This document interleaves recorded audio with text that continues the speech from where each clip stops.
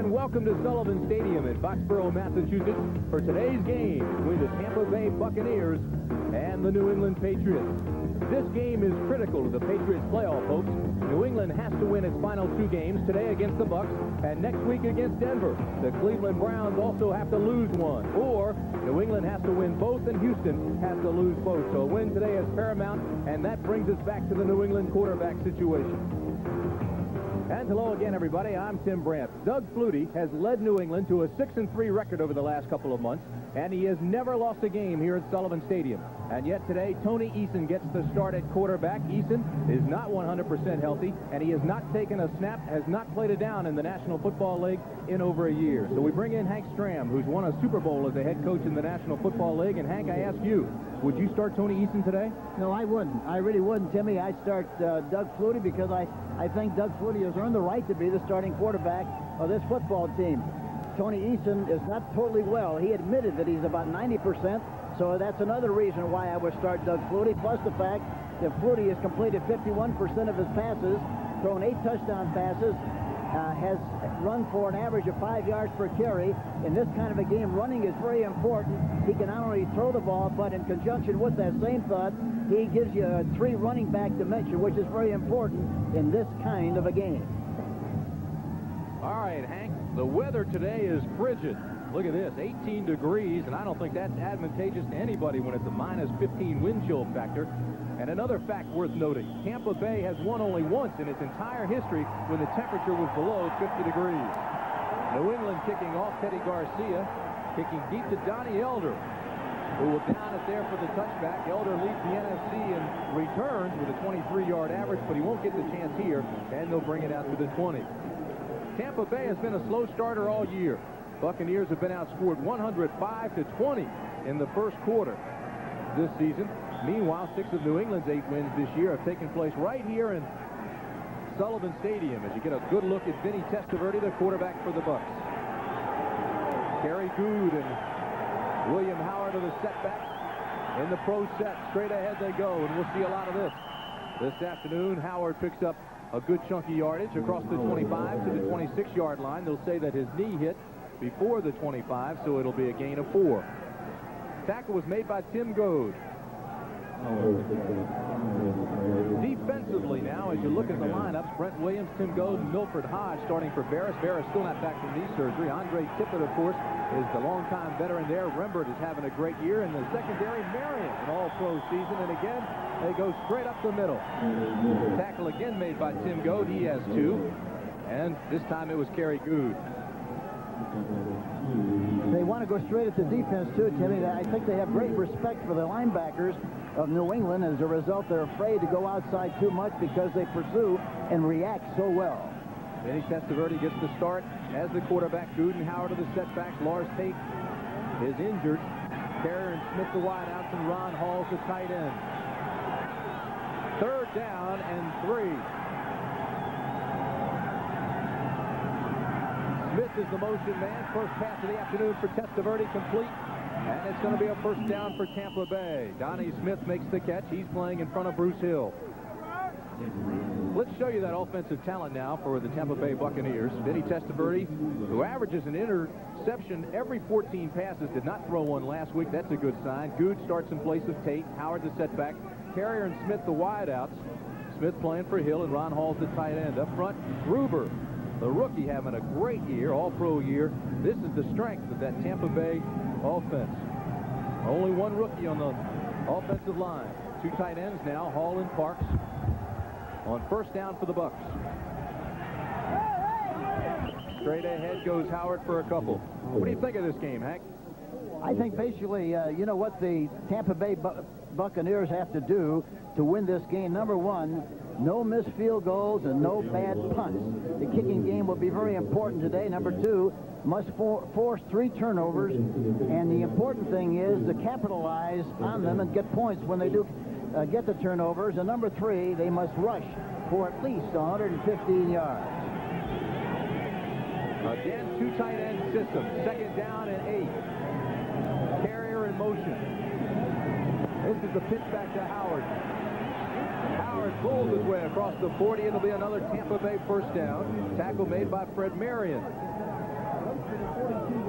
In that time, all they did, Tim, was use man-for-man blocking, zone blocking on the left side. They wanted to get a hat on everybody, got a seam, and Howard busted through there for the nice yardage on the play.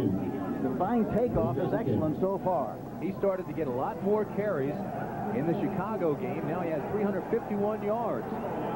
First down, the ball on the 42 for Tampa Bay.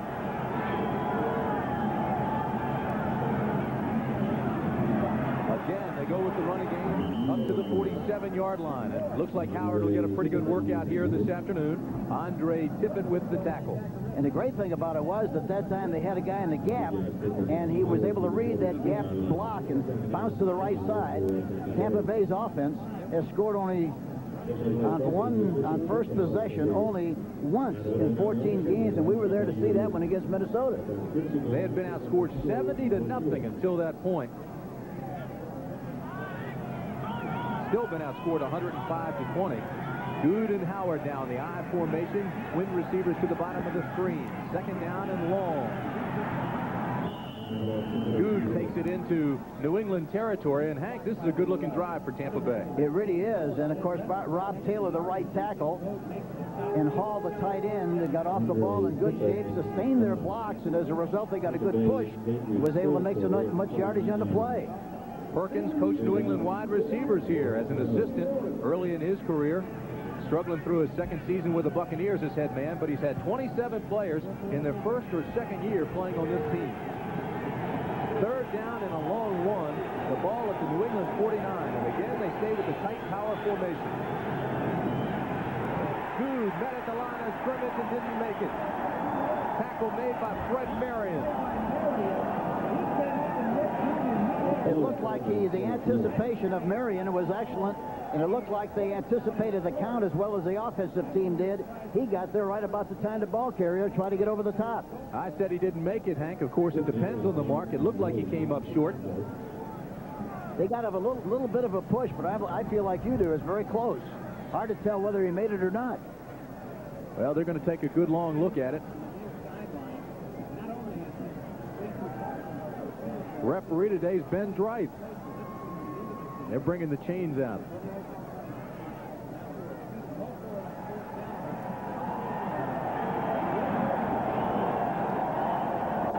Well, they're not going to go for it. Ray Criswell, number 13, the punter, comes on for Tampa Bay. Even though they're in New England territory, less than a yard for a first down needed. There's a look at Criswell. Criswell, 5 punts last week, only 32-yard average. Only punter in the NFC without a touchback this year. Irving Pryor is deep for New England.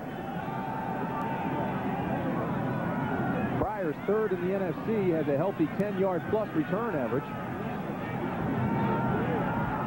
Pressure up the middle. Criswell's punt. Maybe his first touchback of the year. No, they're going to have it inside the 5, and it's down at the 2-yard line. A 46-yard punt, no return, and it's down by Odie Harris. We'll be back. Most controversial player in the stadium is Tony Eason, who starts today for Doug Flutie. Eason hasn't played it down since November 1st, 1987. And New England starts with very poor field position. After all was said and done, they marked it just inside the 4. And Irving Pryor was on the 20-yard line instead of being on the 10. I don't know if Doug Flutie was clapping for Eason or just trying to keep his hands warm. On first down, straight ahead, up to the 6-yard line.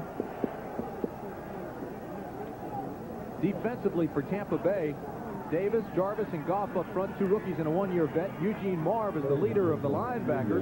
7-year vet, played at Buffalo, so he's used to cold. Urban Randall's healthy again. The 4 starters in the secondary have made almost 300 tackles this year. They're aggressive and will fill quickly, but Tampa Bay's given up 18 touchdown passes this year. So it's second down and 7 now. The ball marked at the 6. Big hole left side. As Perryman cuts back against the grain, he'll be short of the first down. It'll bring up third down and short. Watch the big hole on the right side to our left here as we look at it, and then he bounces back to the left side where the cavity was and gets the necessary yardage and a big close to the first down on the play. But a good read by Perryman. Good cutback to the left. I suspect everybody will be slanting to that strong right side of the offense. Last week, 46 of the 54 running plays went to the right side, so they're slanting that way. Third down and short. Two tight ends, and this time they don't make it. Stevens is the ball carrier, but Davis, Jarvis, and Goff filled the hole quickly along with the linebackers. Kevin Murphy really got a good shot in there, too, number 59. It'll be fourth down, Hank, and New England now will have to punt. And I asked the coaches of the Tampa Bay Buccaneers defensively if they were going to slant and do a lot of things. He said that we're going to do everything we possibly can to stop that running game. We're going to stop the running to make them throw. Jeff Beagles has the lowest punt return average in the NFL with only 30 of his 77 punts returned. He probably will have this one returned by Bobby Futrell. Standing 5 yards deep in his own end zone. Good snap, a lot of pressure. Gets off a low kick. It'll hit at the 50. Get a New England bounce and carry down to the 46-yard line, and that's where it'll be down.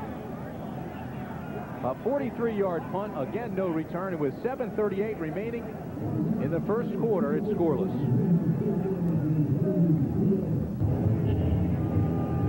7 minutes, 38 seconds remain in the first quarter. Both teams have had to punt in their first possessions. We're scoreless. Tim Brandt and Hank Stram at Sullivan Stadium in a very cold afternoon in New England. Wind chill factors 15 below. Tampa Bay with the football. Howard and Good are the setbacks. Pro formation. If they run left here they come. Howard cuts inside into New England territory down to the 45-yard line. Tackle made by Fred Marion. Watch Gruber come off the ball on this particular play, and a good block by the back on Tippett. And of course Howard bounces to the outside, runs through a tackler, and picks up extra yardage on the play. But good execution and good takeoff on the part of the offensive line of the Tampa Bay Buccaneers. Howard's a tough yardage guy, 50 yards last week and 16 carries. Second down and 1 here. And Howard has the first. Howard now 6 carries, 31 yards. And I talked to Howard before the game, and he was all smiles, and I said, "You're doing a great job. Keep up the good work." He said, "I just want to play and contribute to the success of this football team. We're going to be a good football team." So they're very enthusiastic, I think, about what they're doing. Third first down of the afternoon for Tampa Bay. So the offense now working the ball effectively. Tampa Bay, 9 rushes, 1 pass. Good straight ahead on first down. And he's down to the 38-yard line. Kerry Good, 5'11", 200-pounder out of Alabama. Just a rookie. If they continue to run this way, Tim, why they're going to get the linebackers coming up into the holes a little bit more, and as a result, they will be able to run better off tackle and outside if that happens. Linebackers have been cheating up on run plays for New England the last couple of weeks, trying to plug those gaps. Plus the fact that it's great with play-action passes. Really disturbs the linebackers when they're playing in there that close. Second down and 7 now for the Buccaneers. Again, it's a pro set. They run a little counter to Good. Good, if he can get around the corner, has some room down to the 32-yard line. Knocked out of bounds by Fred Marion. This is a counter draw play. The fullback goes first, and then Good goes over to meet the quarterback, bounces to the outside. Marion, number 31, trying to push him out of bounds. Doesn't do much of a job at all of trying to tackle him. Just satisfied to push him out of bounds.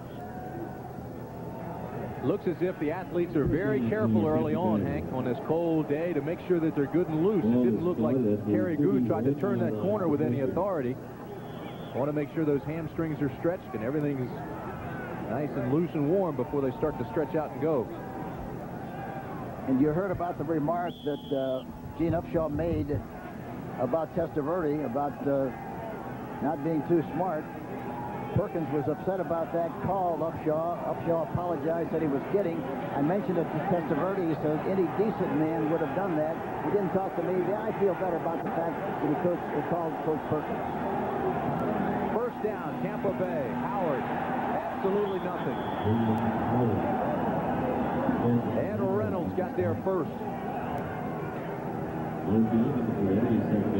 How about talking about the Eason Flutie thing yesterday to Ray Perkins? We said, well, what happens if they start Eason? He said, I would be dumbfounded. I'd be shocked. They'd never do it. It's probably a smokescreen, but that's exactly what happened here this afternoon. He said, I'm no fool. It's a smokescreen. You're right. Tampa Bay, 4 first downs now in this first quarter. That's more than New England gave up to the Bills, or to Seattle, rather, all last week. Second down and 10. Off the left side goes Howard. And Howard may have lost a yard, so that's 2 straight plays now where the defense converged. This time the tackle was made by Tim Goad. And Tim Goad is really having a terrific year. They're talking about pushing him for an all-rookie team, but he's played extremely well. And a remarkable thing about it is he played on a high school team. They only had 16 people on the squad on 11-man football. He played every single position on the team except quarterback. Well, Toby Williams missed camp with a contract dispute. Ken Sims got hurt. Goad got a chance to play, and he hasn't moved out since. They can't blow him out of there with dynamite now. Saw the rushing graphic. It's third down, and call it 10 now. 3 wide receivers for Tampa Bay. Passing formation. Testaverde to do that. Tries to get out and now throws, and it's complete inside the 25 to the 24-yard line to his tight end Ron Hall. It'll be short of the first down. And there's Goad again, number 92 or 72, getting penetration, getting a piece. Here we see it as Testaverde looks at the defense, steps up into the pocket. And there you see Goad, number 72, popping through there, getting a piece of him, and making him throw the ball just to get rid of it so he doesn't take a loss. Good play on the part of Testaverde. We talked to Ray Perkins last night. He says if it's 4th and about 1, I'm going for it. I don't have a lot of confidence in my kickers. Now they're going to be going for a 41-yard field goal here. Carney's had one blocked. He's missed a couple. This one's from 41 yards. It's up. But it's going to be short. Short and off to the right. He doesn't have a lot of confidence in his kickers. We're still scoreless with 3:27 remaining in the first quarter.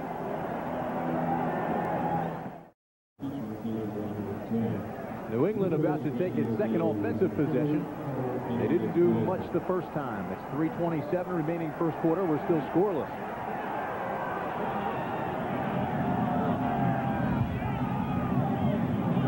In motion. Eason gives the ball off to Stevens, and Stevens breaks the tackle and busts out to the 28-yard line. Take a look at some of the scores. Green Bay up on top of Minnesota, and that's a big game for the Vikings. A win there would give the Vikes a shot at the Bears at home next Monday night for their first division title since 1980. Buffalo against the Raiders. We'll keep you updated on all the scores. A Raider win keeps them in the AFC West division hunt. Second down and 5. Out of the I-Pro set. Perryman in motion. Again to give to Stevens. Breaks the tackle. Spins outside. But he's in a whole lot of trouble. He loses a yard. Tackle was made by Bobby Futrell on the right corner. And Mark Robinson, number 30, was right up there on the line of scrimmage and forced the play. Actually got a hand on Stevens. Yes, it was like an 8-man front. I'm surprised he didn't change the play at the line of scrimmage. It'll be third down and 9. New England brings its passing situation in. And Tampa Bay goes to its nickel. Tampa Bay to a 4-2-5 scheme. Rod Jones comes in as a nickelback. He takes the right corner most of the time. Futrell takes the slot. 3 wide receivers now out of the shotgun formation for the Patriots. Easton with a lot of pressure throws deep. Stanley Morgan has it up to the 44-yard line. Ball's loose. Ball's still alive, and Tampa Bay has the turnover. Donnie Elder recovered the fumble after Stanley Morgan hit the pace. Stanley Morgan, something that he doesn't do very often. He's got great hands, good athlete, runs good patterns. Easton delivers the ball right on the money. He has to wait a little bit for it as he goes down. He fumbles the ball, and it was a situation where the ground forced the fumble. Donnie Elder picks it up and takes it back about 3 or 4 yards, and the Tampa Bay Buccaneers have possession, 1st and 10. 501 career receptions now. Hank, they're going to say he was down. And they are reviewing this. It's a 20-yard gain before the fumble. It did look like a very close play. It'll be interesting to see what they determine on the instant replay. Mark Robinson made the hit that knocked the ball loose. Replay official is Dixon Holman. It'll be first down at the 47 if they rule that Tampa Bay retains possession. Let's take another look at this play, Hank. Here we see Morgan. He's waiting for the ball a little bit, catches it behind. Oh, the ball is loose. It's loose. It fell out of there as he was coming down to the ground. Absolutely. The ball was marked loose. Now let's see what the call is.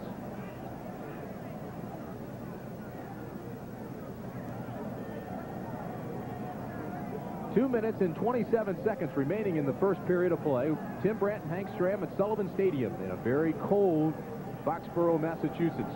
We did get some snow last night, just a dusting. Predicting possible flurries this afternoon. And they rule in favor of New England.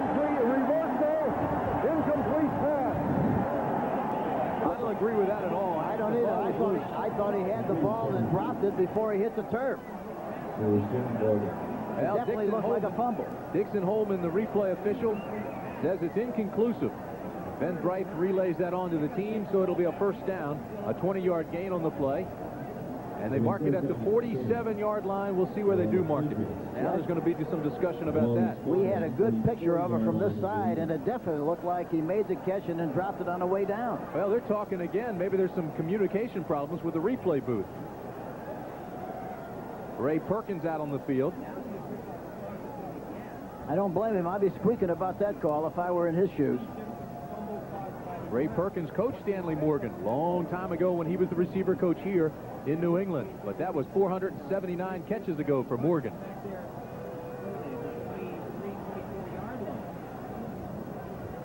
Now they'll explain it to Ray Perkins.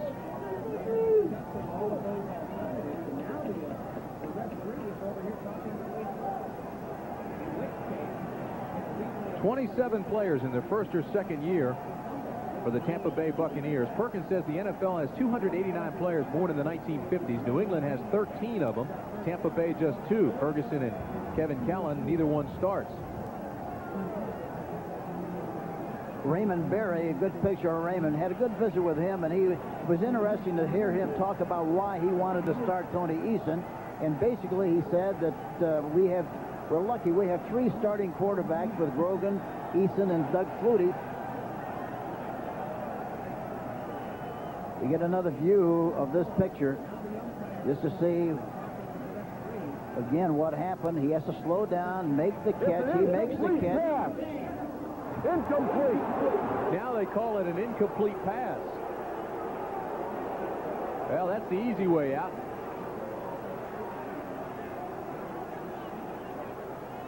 Because now New England will have to punt. So Jeff Fiegels will come on for the Patriots. Bobby Futrell will be deep for Tampa Bay. And all that for naught.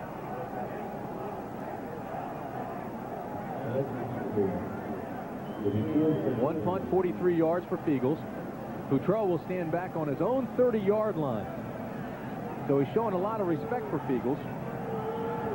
And Fiegels is kicking with the wind, and he changed his kicking style. He used to be a 3-step kicker. Now he's a 2-step kicker. Gets rid of the ball a lot faster. This is a high, wobbly punt that'll take Futrell all the way back inside the 10. And he'll be down at the 14. Great punt by Fiegels. A 66-yarder. He has the longest punt in the NFL this year. That's a 74-yarder. This one for 66 and a 3-yard return. Scoreless. Tampa Bay nothing, New England nothing.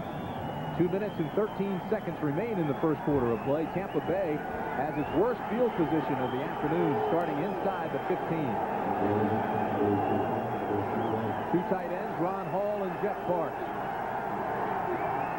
Carrier in motion. It gives straight ahead, a gain of 1, maybe 2. William Howard ran right smack into Brent Williams. It was 32 degrees last week with a wind chill factor of 0. Today, the wind chill, as we said, is 15 below, and Tampa Bay brought over 1,200 pounds of warm weather gear. I was on the field before the game, and I tell you, Timmy, it was cold. And it's going to get a lot colder as the game progresses. Two tight end formation for Tampa Bay. One lone setback is Howard on 2nd and 8, and he gets back to the line of scrimmage.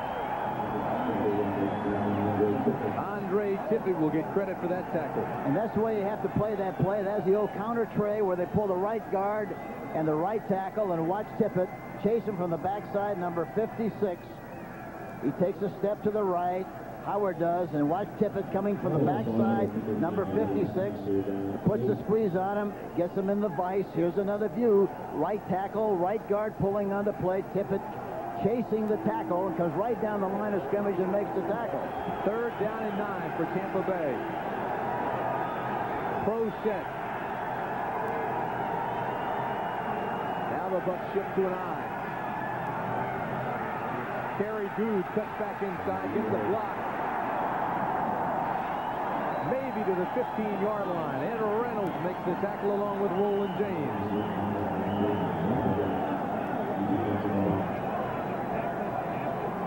And the guard that time, Dan Turk, really got a great block in the hole on the linebacker. Beautiful block. New England wants a timeout with 35 seconds remaining in the first period of play. And I would assume, Hank, with Tampa Bay backed up like this, they may have the punt block on, or at least set up a good wall for the return on the sidelines. And they want to get that all squared away. They want to make sure, that's right. The kicking game, you know, I don't think people realize, Timmy, talking about the kicking game, the teams will win or lose anywhere from 5 to 7 games with a kicking game every year. So this is a very important decision. Ray Criswell is in the punt. And Irving Fryer, who's 3rd in the AFC, will be standing at his own 47. 3rd in return. And is kicking into the wind. This is a low liner, and there will be a return on this one, but good coverage by the Buccaneers. The tackle was made by Donnie Elder, who got down there first, so it was a 30-yard punt. And Elder loses a yard. But that's a good timeout by Raymond Berry. It really is. He wanted to make sure that they would kick into the wind and wouldn't get a chance to reverse and kick with it. That was a very good call, very alert call by the bench of the New England Patriots. Raymond Berry. Great coverage by Elder down there to make that tackle on Fryer. He was under control, but the ball got down there so fast it would look like it was on a trolley line. And as a result, why he made good coverage on the kick. New England, 3 plays and a punt on their first 2 possessions. We'll see what happens here with excellent field position. Eason on 1st down goes to throw, does, and has the completion to the 44-yard line to Robert Perryman. That's his 14th catch of the year. Tackle made by Kevin Murphy. And Perryman is a fullback, but he really wanted to be a tailback. But he's a very fine runner and a good receiver, and of course he's doing a good job of blocking also for the New England Patriots. Perryman did not practice Thursday because of a sore foot. We watched him limp around on Friday. He has it heavily taped today. So that's the end of the first quarter. With our score, New England nothing and Tampa Bay nothing.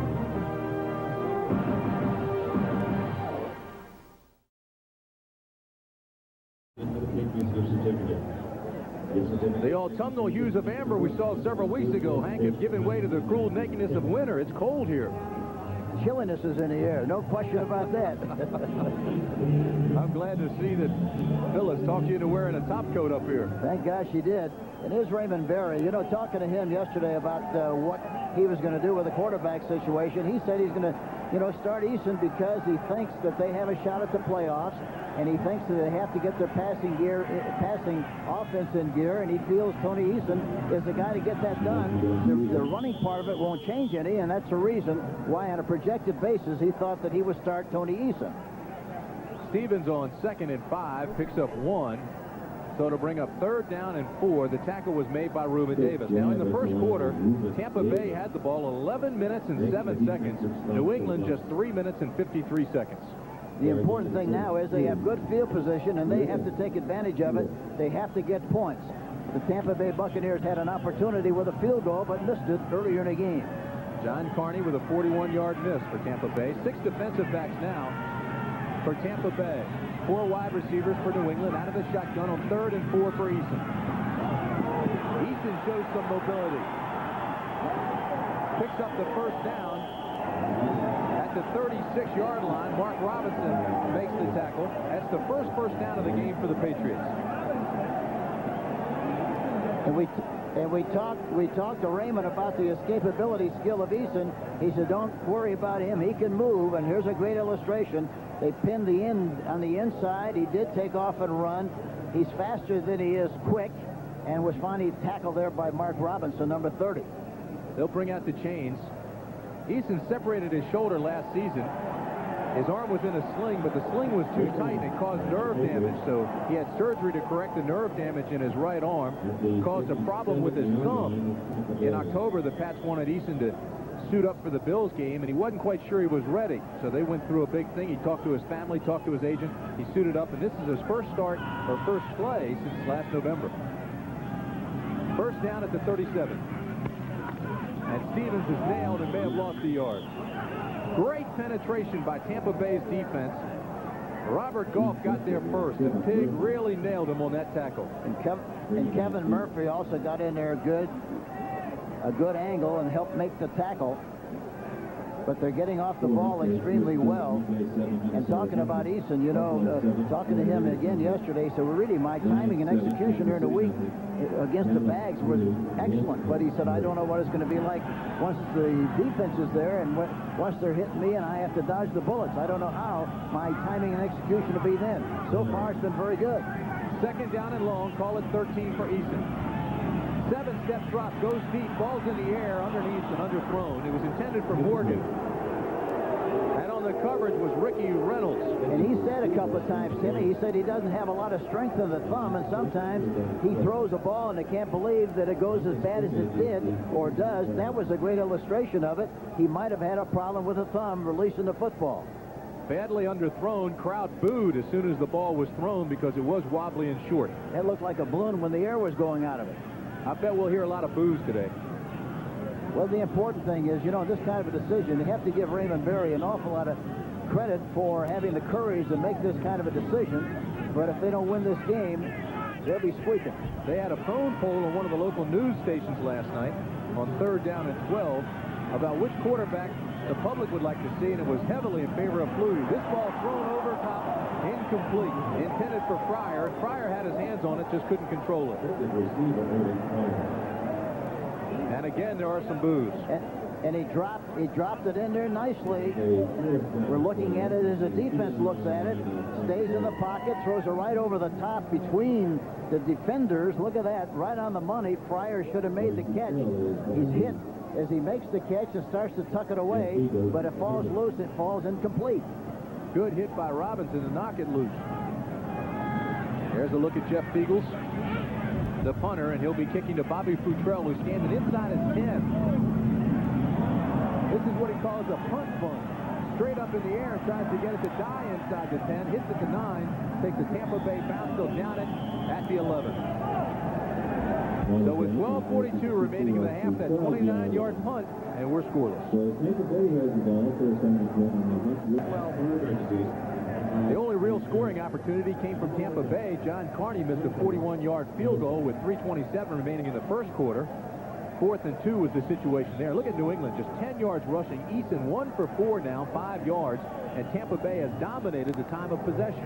The only thing important about the time of possession is that you take advantage of the time of possession by getting some points, and right now it's zip-zip. Howard is the lone setback for Tampa Bay on 1st down, the ball at the 12. 2 tight ends with Hall and Parks. This is Howard. No secret what they were going to do that time with a power formation, and they ran off the left side for no gain. Garen Barris made the tackle. First time he's been in the ball game today. He was on injured reserve from October 26th until last week, and he played 13 plays against Seattle. And they have a great deal of respect for him. They think he's a terrific football player. Great job by Ron O'Neill, the trainer, to get him ready to play this early. William Howard around the right side on 2nd and 10. Gets a couple, but not much. Again, there's great pursuit by the New England defense. Lawrence McGrew got there first. McGrew, 6'5", 233-pounder out of Southern Cal. I think the way they're chasing, too, Timmy, once they get a chance to get halfway decent field position, they have to run some counters, and maybe as they get down the field with good field position, they can maybe perhaps run a reverse, but they have to do something to disjoint that defense because they're chasing as fast as they possibly can. It's a passing situation now for Testaverde. 3rd down and 7. They go 2 wide receivers at the top of the screen, and now they put Smith in motion. Underneath the Hall, incomplete. Badly thrown pass by Testaverde. Fred Marion was the defender. They had a blitz on, and of course the tight end evidently was a hot receiver. Testaverde was trying to get the ball to him right as soon as he got it, but he threw it into the turf. Goes incomplete. But no question about the fact that there was a blitz, and he was the hot receiver on the play. Criswell out of Florida with a 38-yard average today. He'll be punting to Irving Fryer. Takes the snap at the goal line. Again, it's a low, wobbly kick. But it gets a Tampa Bay bounce, and it rolls inside the 40. All the way down to the 35-yard line. So what appeared to be a very low, wobbly, bad kick turns into a 49-yarder.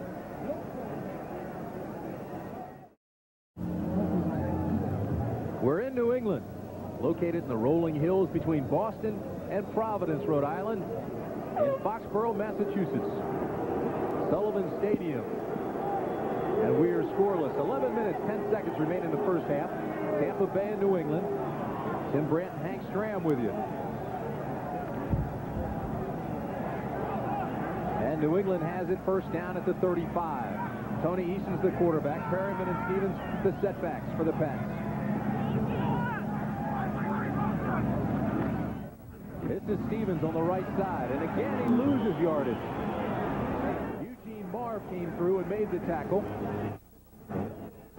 Coming up next Saturday on CBS Sports, Boomer Esiason game. Hank, that ties a record or beats a record set by Patrick Ewing. A lot of great athletes playing professional basketball, and we talked to Dick Steinberg about that yesterday, the personnel director of New England. He said the football talent is becoming more thin because a lot of the 6'4", 6'5" guys are going into basketball because of the great exposure in basketball. Easton's pass to Fryer is incomplete. He's now 1 for 5. You know, when I was a senior at Maryland, Hank had signed with the Washington Redskins as a free agent for a tryout. They brought in a Darrell Brown, who was also a basketball player at Maryland. I got cut. He stuck.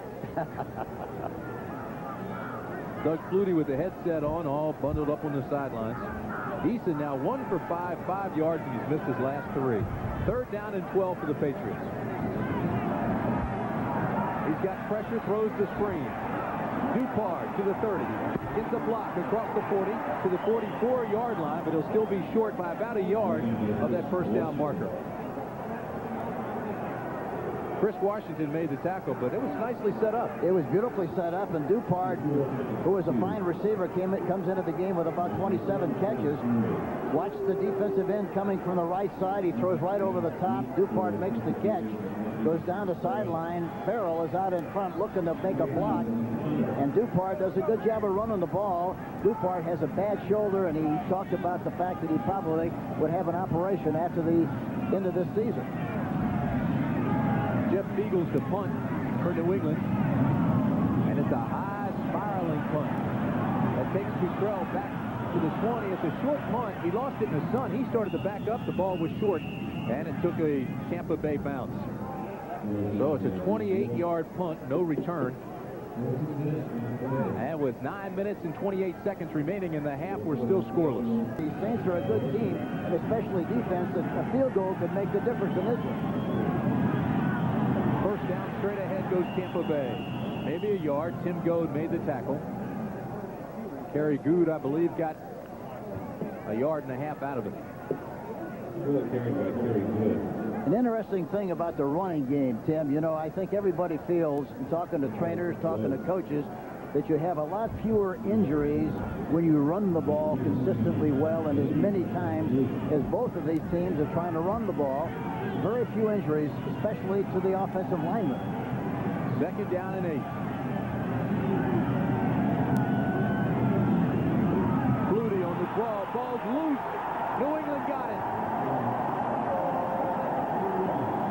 Johnny Rembert, who's having a Pro Bowl year, made the recovery.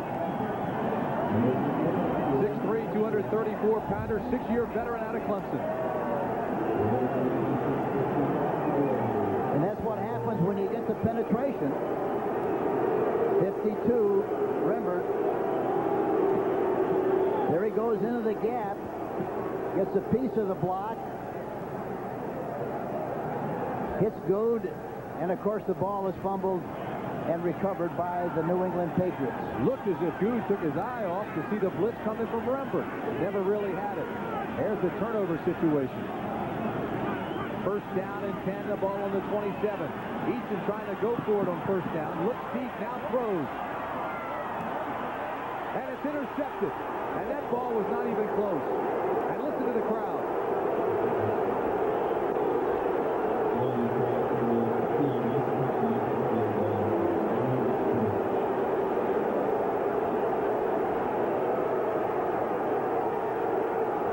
The interception made by Ricky Reynolds. And they're booing Easton out of the stadium. I don't know where he was trying to throw the ball. You know what I think he was trying to do, Timmy? I think he was trying to throw it out of the end zone, throw it so nobody can intercept it, and didn't have enough stuff on it. And I don't think he can, because I think the thumb bothers it.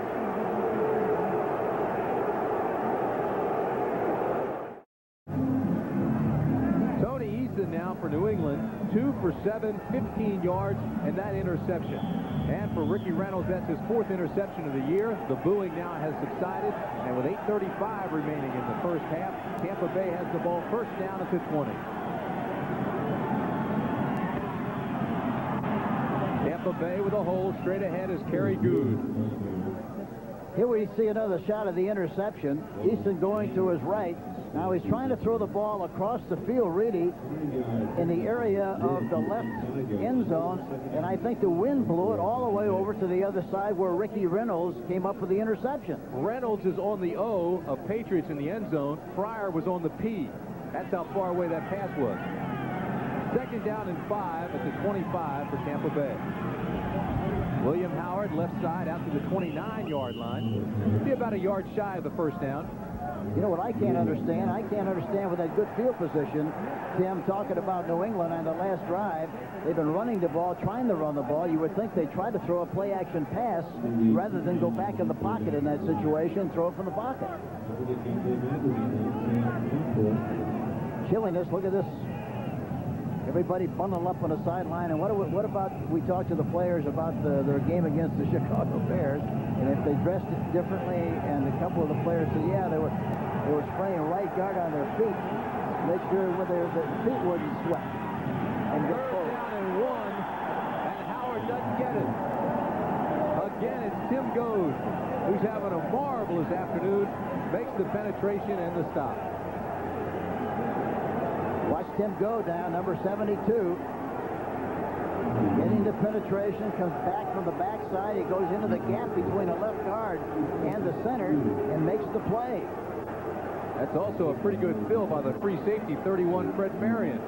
So 4th down and 2, and Tampa Bay has to punt again. Good look at Ray Criswell. Irving Fryer, number 80, standing at the 38-yard line. Another poor punt. This high bounce will be returned by Fryer. Inside the 40, tiptoes his way up to the 45-yard line. And those punts are just low and wobbly. 39-yard punt, 6-yard return. Ron Hall made the tackle. You know, the other thing about the kicking game, when it's this cold, Timmy, kicking it balls like kicking a rock. It gets to be very hard. Listen to the boos as Easton comes back out. Again, we'll set the plate for you. He's 2 for 7, 15 yards and an interception. And Raymond Berry was telling us yesterday he's going to let Eason work through all the boos. He's going to let him work through the rustiness. He's going to keep him in there and try to get him ready for the playoffs. Well, the worst thing about it all was that Eason didn't sound like he was too enthusiastic about whether he could do a good job or not. Very obvious. The ball carrier picks up 2. You're right. He said he wasn't 100%. That's right, and he was concerned about the thumb and the nerve in the thumb. He said it's about 90%, but it's hard to imagine that somebody that hasn't played for 14 months would start in this kind of weather, get a starting assignment, especially where the game is meaning as much as it does here today because Indianapolis lost yesterday. I think he's also very concerned about what would happen if he injures that thing again because, you know, his brother Bo suffered a knee injury. The 49ers last year, he went through a difficult injury grievance with that club. Second down and 7 at the 48. Perriman dives across the 50 into Tampa Bay territory. Eugene Marv tripped him up. They'll mark the ball at the 49. Had a good visit with Sean Farrell yesterday, too, and he talked about his days with the Tampa Bay Buccaneers and had nothing but good things to say. He was very complimentary, wasn't he? He really was. Talked about how much he enjoyed playing there, and he said he especially enjoyed playing for Coach John McKay. And so everything was very positive. Patriots won 5 of their last 6 games, held the ball 41 minutes and 5 seconds last week against Seattle. Here, it's 3rd down and 4 at the 49. 5 defensive backs for Tampa Bay, 4 wide receivers for New England, and this ball is complete to the 38-yard line. Stanley Morgan, 501st reception. Gain of 11. Tackle made by Donnie Elder. And they had a blitz coming that time. Watch the outside linebacker coming. Here the receivers coming off the ball, man-for-man coverage. Stanley Morgan stops to the inside and is finally tackled there by Donnie Elder, number 40. It'll be 1st down, the ball at the 37-yard line for New England. Stanley Morgan comes to the bottom of the screen. Power I formation. And on 1st down, they go to the right side to Stevens. Ball's loose. Ball's loose. Easton gets it back. Everybody was frozen in motion. Easton was the only guy who was free, and he came and he made the recovery. Talk about delayed action. It was amazing that nobody reacted to the fumble ball, except with the exception of Easton. Handoff way to the right side. Now watch Easton. He's watching what's happening. Got a good view of it. Sees the ball bounce out, and he's the only one. He really has a chance to make the recovery. Mark Robinson made the hit and caused the fumble, but because it's such a right-handed team, everybody was slanting that way. Easton was the only guy on the backside where the ball ended up. 2nd down and 6 at the 33. Stevenson turns the corner and makes some valuable yards inside the 30 before Eugene Marv can make the tackle. Robert Goff chased him all the way across the field and couldn't catch him.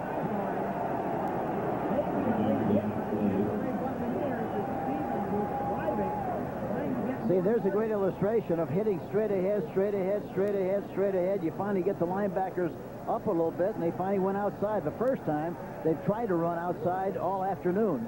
Talking about New England. Let's see what the flag is, Hank. Face mask on number 30. 5 yards. That's the 1st down. That's Mark Robinson, who's guilty of the face mask, and it'll be enough for a 1st down. So that's the first penalty of the game. Sullivan Stadium, Foxborough, Massachusetts. Tim Brandt and Hank Stram with you.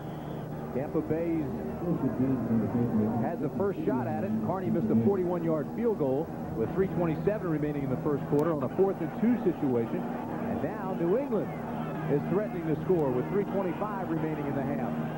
1st down at the 23.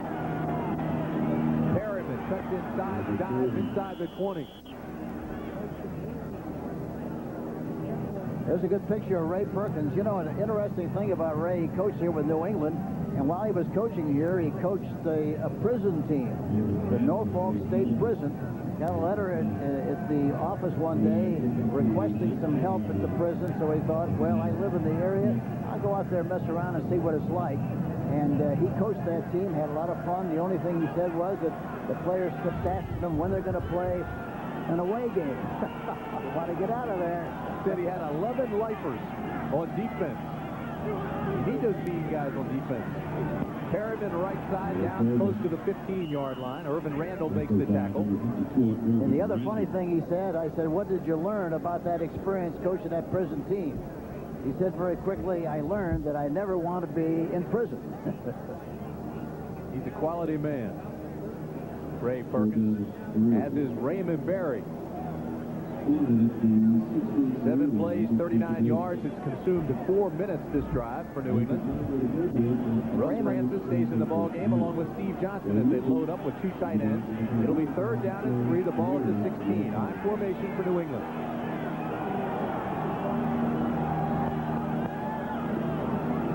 Stevens hit immediately, and I don't think he even got back to the line of scrimmage. Pig Goff made the tackle. And Randall filled at number 54. Did he get in there quickly? Goff and Stevens played together in the Senior Bowl last year for the South. Goff says, I've got a lot of respect for Stevens. Hit him a couple times in practice, and he's like a brick. He's tough. Stevens in the minus category in rushing today. 1 minute, 56 seconds remain in the half, and with a 2-minute warning, we'll take a timeout. We'll be back. We're scoreless in Foxborough, Massachusetts. Tampa Bay and New England. Jason Starofsky comes on with 1:56 remaining in the half. Jeff Beagles will be the holder. This will be a 36-yard field goal. He was 2 for 2 last week. This will be his longest attempt of the year, and it's not even close. It barely got off the ground. Terrible kick. Awful kick.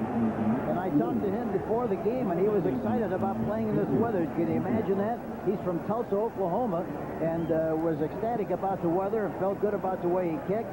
I said, what nationality are you? And he said, half Czech and half Hungarian. Coming up at halftime, Brent Irvin Dick with all the scores and highlights. And Leslie Visser has the story of the New Orleans Saints, assumed to have lost their rhythm. That's all coming up at halftime for the NFL Today. Brent Irvin Dick. Keep you up to date on all the playoff scenarios as well. And that's not easy. So Carney for Tampa Bay missed a 41-yarder in the first period. Jason Starofsky a 36-yarder in the second period. We're still scoreless. First down at the 20. This is Kerry Gould tries to get the corner. Gets a couple of yards, and he's knocked out of bounds by Fred Marion. Here's again, you know, they say we've been banging straight ahead. We've been hitting straight ahead, trying to do other things, and now we got to try to get outside a little bit to loosen up the defense. And there was the first time they've run that kind of a pitch play for the I formation, and they get a little yardage on the play. Remember the snow clearing incident at that time for the field goal? I think that was a release program where the guy came from your prison, Norfolk State. Mark Henderson was his name. He had a full-time scholarship at the prison. Second down and 6 for Tampa Bay. Big hole for William Howard, and he has a first down for the Buccaneers. Roland James and Fred Marion made the tackle, but it's enough for the first.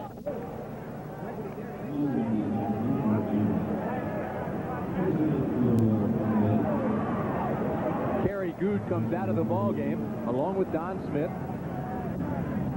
First down at the 33. Clock continues to roll with 1:20 remaining in the half, and Tampa Bay goes to a passing formation.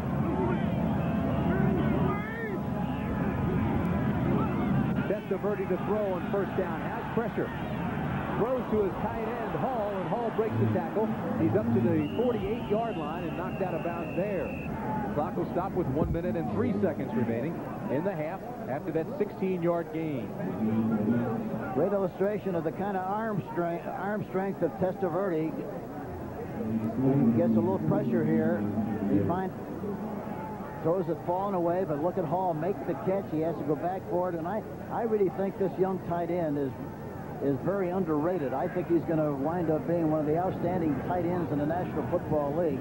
He's off to a great start, an excellent blocker, and a terrific pass receiver along with him. That's his 36th catch of the year, Hank, and you're right. Of the second-year players, the tight ends, he's second only to Carr's Robert Awol. First down. Again, Tampa Bay runs the ball. They do it into New England territory this time. Lawrence McGrew makes the tackle on William Howard. And that time they got a good block on 56, Andre Tippett. And Tampa Bay wants a timeout now with the clock stopped at 53 seconds remaining in the half. We'll be back.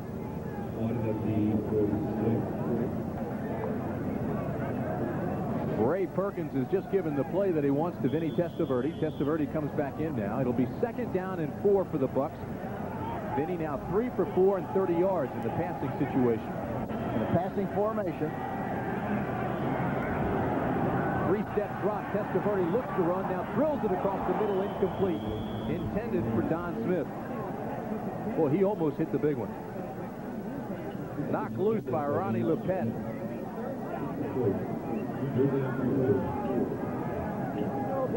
Here we see it the way the defense sees it. Looking at the quarterback, steps up into the pocket, tries to throw it inside, and is knocked down, incomplete. Good coverage on the play.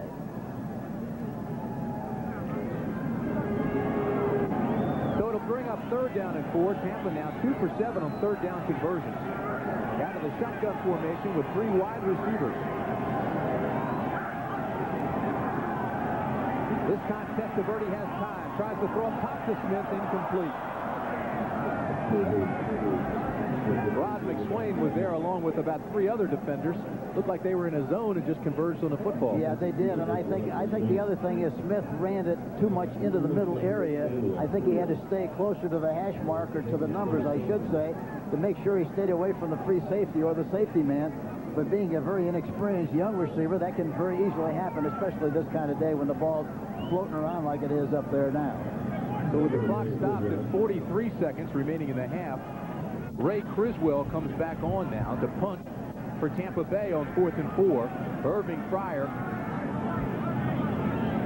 will be the return man if, in fact, they set up to return it. They may just let it hit. With nobody deep, the ball hits on the 5, takes a New England bounce and comes back and is down at the 9.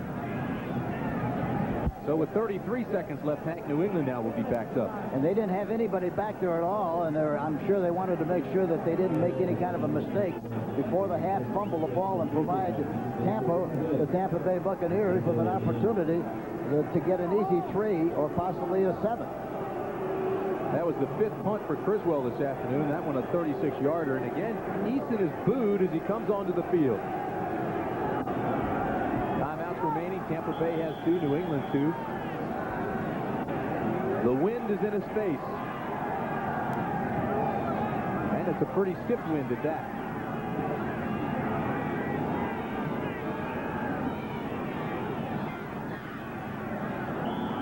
And they'll just have the kneeling play and try to run time out. Listen to the fans. They won't like that. That'll end the half. And that's really the only intelligent thing to do with the weather like it is and the game the way it is. Don't forget, coming up at halftime, the NFL Today with Brent, Irv, and Dick. They'll have all the scores and highlights for you. They'll also update you on the playoff situation as the first half here in New England comes to an end. See the snow in the background. We got a dusting last night. -15 wind chill factor. And that's it. The end of the first half with the score. Tampa Bay nothing, New England nothing.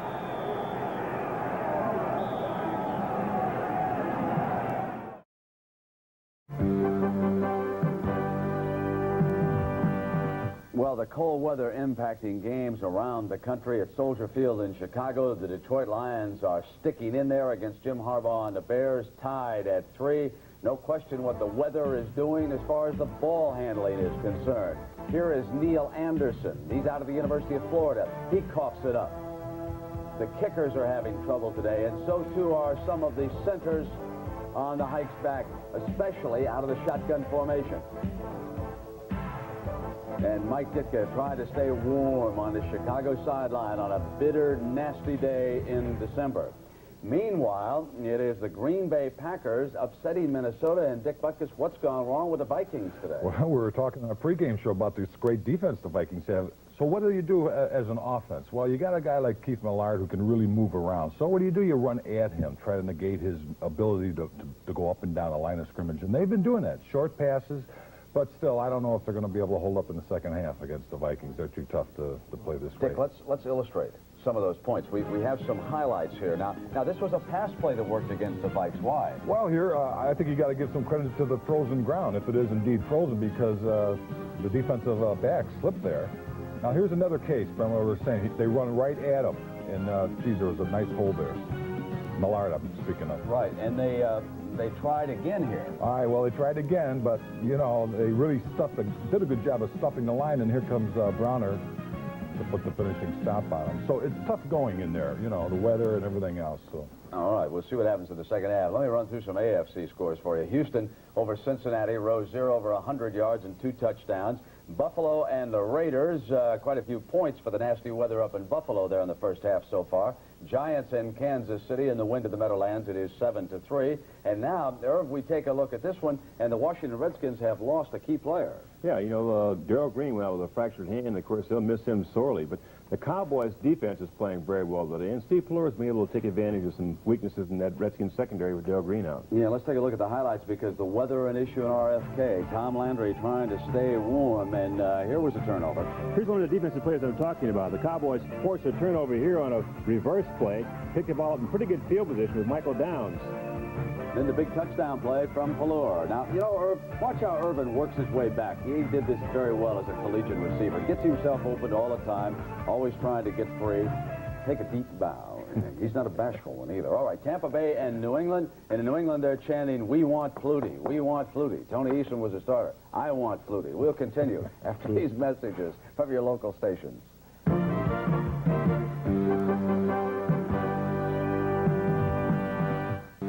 Tampa Bay kicking off to New England. We're scoreless as we begin the next 15 minutes of this game. And the ball's kicked out of bounds, and the kicking game today has been atrocious.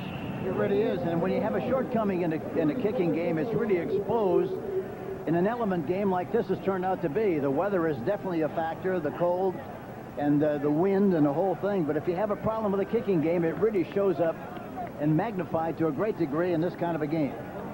2 missed field goals, the only scoring opportunities today. I want to show you a statistic that'll jump out at you. Look at this. 135 yards is what New England averages, and today just 24. Tony Eason does start the second half for New England. Pryor comes to the bottom of the screen. Stanley Morgan to the top as you look at Eason. On first down at the 35-yard line. Stevens and Perryman are in the backfield, and New England jumps.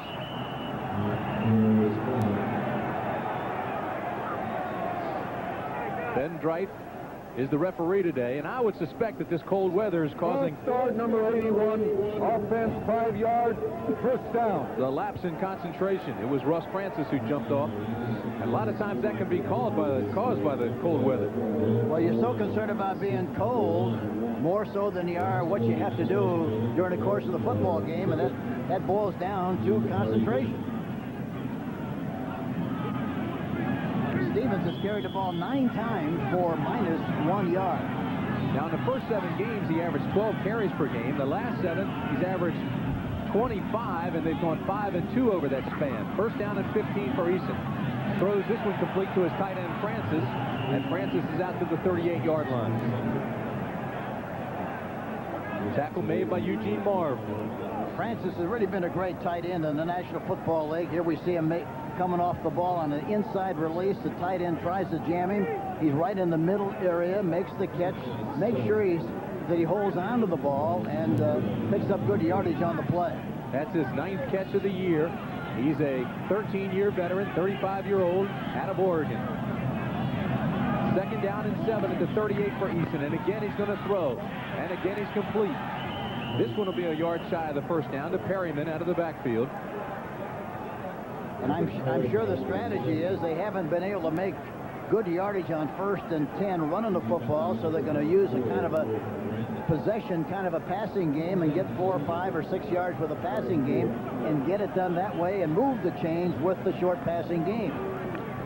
That'll also silence some of the people that have been booing. He was 3 for 8 for 26 yards. Now he's hit 2 passes in a row. 3rd down and 1. The ball at the 44 for New England. First down, Patriots. So the offense picks up some rhythm. And that's the Perriman, who has that sore foot, Hank, has the first down. And that's the word, Timmy, when you said rhythm that Tony Eason kept talking about yesterday. He said, I just don't know what my rhythm is going to be like once I get into the game. He said, it's totally different in practice than it is when somebody's chasing you and you get in a rush and you got to throw over the top of people. Maybe he's starting to get some of that rhythm back. It'll be first down, the ball at the 46 for New England. That's Perriman in motion, and again, Eason wants to throw. Swings it out to John Stevens. And Stevens picks up a tough 4 yards, knocked out of bounds by Mark Robinson. Robinson missed 2 games with a thigh bruise this year. He had the key interception last week to kill the Bills' final threat against Tampa Bay. He's a 5'11", 200-pound, 5-year veteran out of Penn State. And that defense of the Tampa Bay Buccaneers has really greatly improved. They've added some outstanding young players, Reuben Davis, Kurt Jarvis, Big Goff, Kevin Murphy, Randall, and Moss, all young linebackers and defensive linemen. They're doing a terrific job. 2nd down and 6 for Eason. Backside pressure. He has it complete to Francis.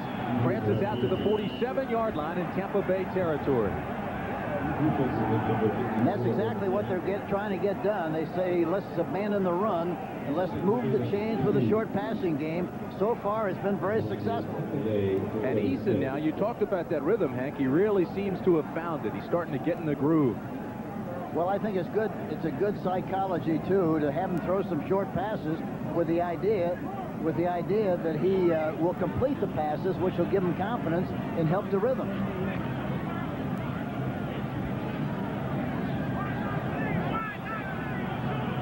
Down and 2. 6 defensive backs for Tampa Bay. Shotgun formation for the Patriots with 4 wideouts.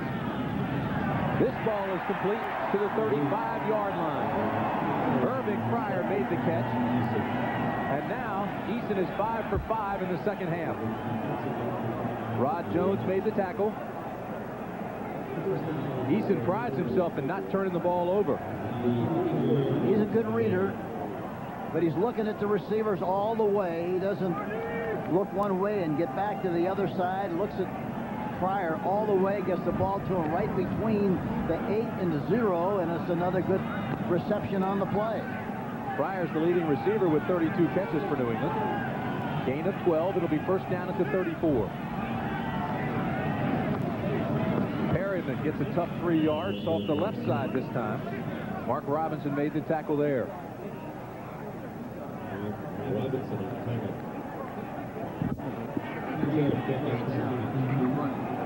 Second down,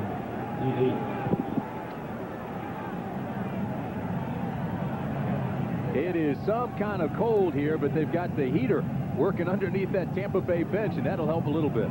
It's going to be hard to push those players off that bench once they get comfortable if they stay there too long. They're going to have to shove them into the game. 2nd down and 8, the ball on the 32. Again, Eason wants to throw. Does up top. That ball almost intercepted by Harry Hamilton. It was intended for Irving Fryer. Hamilton has 4 interceptions. That's a career high for him. And it looked like that ball hung a little bit too, Tim. It didn't look like it got far enough.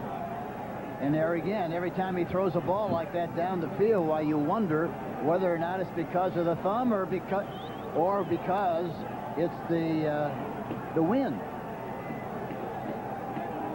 Look at the hit he gets after the play. Make a sandwich out of him. Gets double dipped there by Murphy and Winston Moss, 57-59.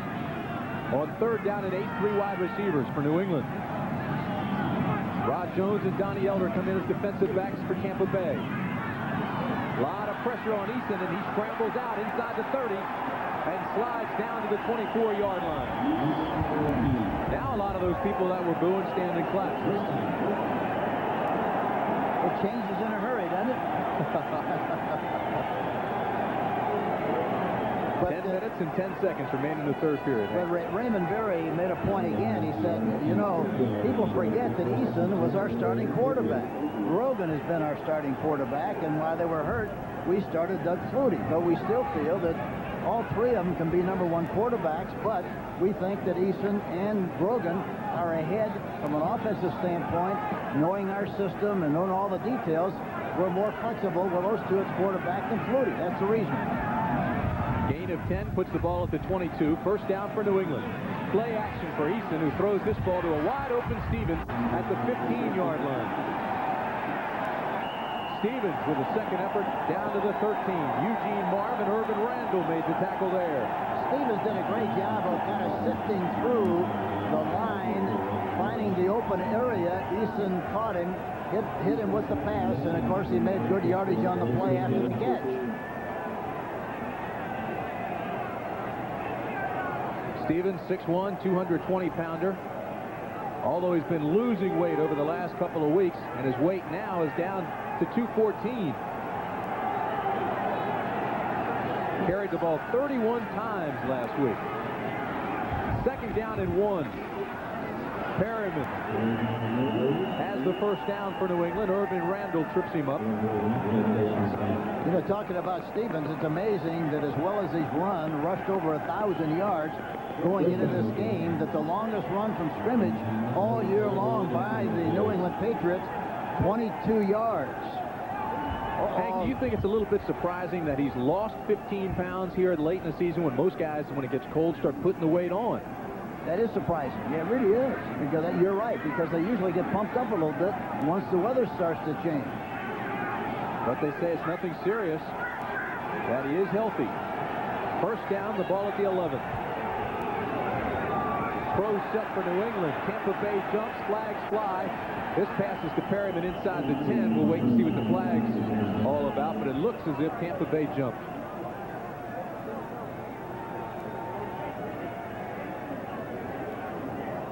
Defense offside, number 59. 5 yards. First down. 59 is Kevin Murphy. Sounds like Ben Wright's tongue's starting to freeze up on him, too. I know the feeling up here. Yeah, exactly right. So they'll march it down inside the 10 to the 6-yard line. And Ray Perkins is obviously concerned. Second penalty for Tampa Bay. Deepest penetration of the afternoon for either team.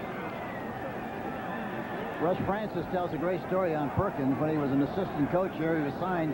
He's drafted number 1, talking about Francis, why he came into town expecting a lot of hoopla about the signing and a lot of press media people. When he walked in the door, he was introduced to Ray Perkins. Ray says, "Follow me," took him downstairs, got him dressed, took him on the blocking machine, got some clothes on him, and blocked out there teaching him blocking techniques, and the snow was on the ground. He said, "Was I surprised?" Ben Dreith calls for the officials up in the booth to reset the clock to 7:56, so they do that, and now it moves down inside the 7:40 mark, third period. First and goal at the 5 for New England. Perryman, right side. Touchdown, New England.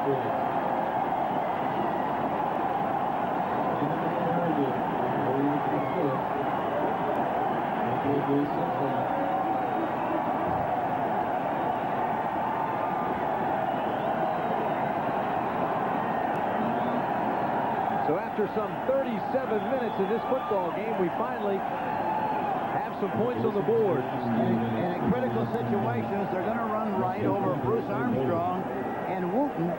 They got a good hole there and popped it right in there for the touchdown. Tarowski on for the extra point. The hold is good. The kick is up, and it's good. Watch the takeoff. Francis is a tight end. Look at the blocking at the point of attack, especially by the right tackle, Armstrong. And Perryman goes right in there for the touchdown. This was the worst rushing team in the league in 1986. Farrell, Perryman, and Stevens have helped greatly changing that. Now the Pats rank 6th in the league. This stadium stadium is rocking now, and I think people just needed that score to get up out of their seats, and that guy right there is sick.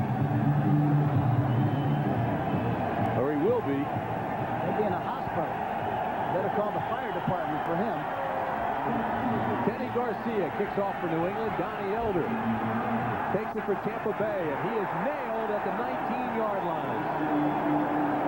A 14-yard return. Mosi Tutupu made the tackle.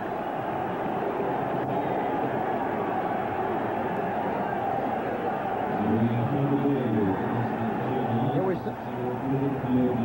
7:26 remain in the third period here in New England. 7-0. And Tampa Bay now just trying to jam it straight ahead. On Georgetown. 2nd down and 9. The ball is at 20 now for Tampa Bay. William Howard gets back to the 20, and that's it. Again, Garen Barris, who's making an impact in this game now, really tagged him.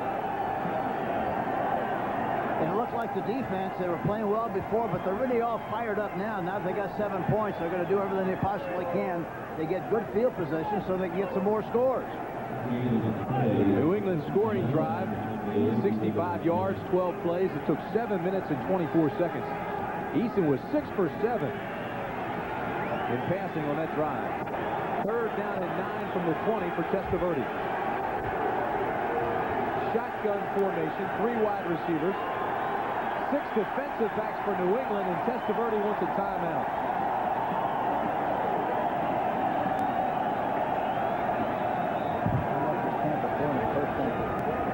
So with 6 minutes and 1 second remaining in the third period, it's 7-0 Patriots.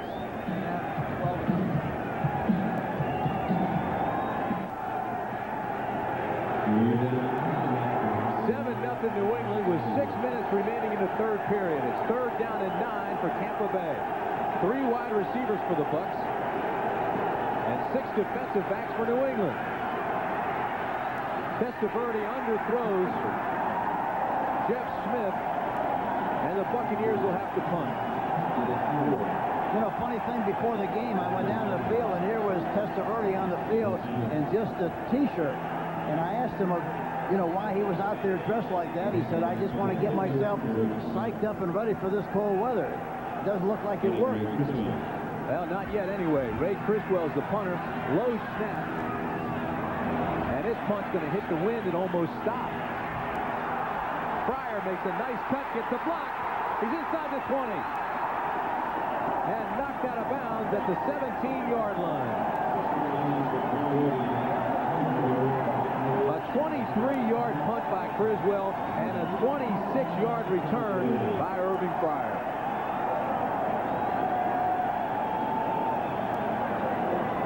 Here we see Fryer keeping his eye on the ball, makes the catch, breaks into a gap. How he got through all those people, hard to believe. A great block down the field.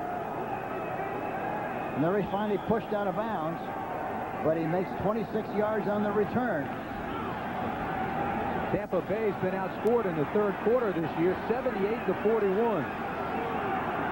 1st down and 10 from the 18-yard line. This is Perryman, big hole down to the 12-yard line. Robert Perryman finally stopped by Harry Hamilton. And for Hamilton, that's his 100th tackle of the year. First Buck defensive back since Mark Cotney back in 1980 to go over the 100 tackles in a season. He did have 113 tackles for the Jets, Hamilton did, back in 1986. Excuse me, here's the takeoff from the line of scrimmage. Good hole, good seam, good running. And look at the way he follows through with a run. Knocks Hamilton straight back on his backside on the run. 2nd down and 3 from the 11.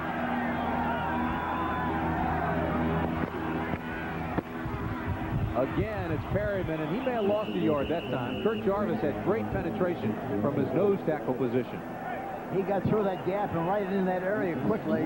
That's the way you're going to stop that kind of a play. It's kind of a read play where he hits and reads the open cavity. Jarvis popped through there, got the penetration, and made the tackle. This is how New England scored. The first time around, they had the same type of field position, and they capitalized. Easton got the hot hand. It's 3rd down and 4. New England 5 for 10 on 3rd down conversions today. Look at all the run on the left side, all the room on the left side to the left receiver. Eason looks. Intercepted. This is Harry Hamilton. Back to the 5-yard line. They'll mark it at the 6. And look at Eason.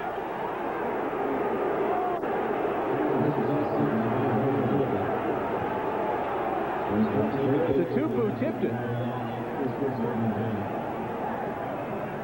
Here you see it from a defensive viewpoint again.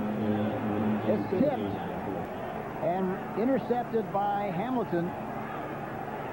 Big play for the Tampa Bay Buccaneers. They have possession on the 6. That's Hamilton's 5th interception of the year. 4 minutes, 14 seconds remain, third period.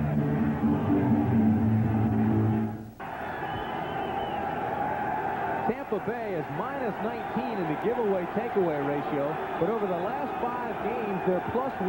So they've really turned this thing around, and now with their second interception of the afternoon, they give the offense a chance here, and William Howard breaks it big out across the 25 to the 27-yard line, and he's finally taken down by Roland James. There was a bad mesh between Howard and the quarterback on the play. It looks like the defense thought it was going to be a busted play. There was a blitz going on the play. The linebacker vacated the area, Rempert, and he goes right through there and picks up a big gain. And here we see it as it happened. Look at it, gets a piece, runs right into the quarterback, Testaverde. Rempert was blitzing on the play. A big cavity where he left open as he blitzed. And Howard goes through there and up the field for a first down. Gain of 20. It'll be first down and 10. The ball on the 27-yard line for Tampa Bay. Straight ahead to Kerry Good. Kerry Good gets back to the line of scrimmage.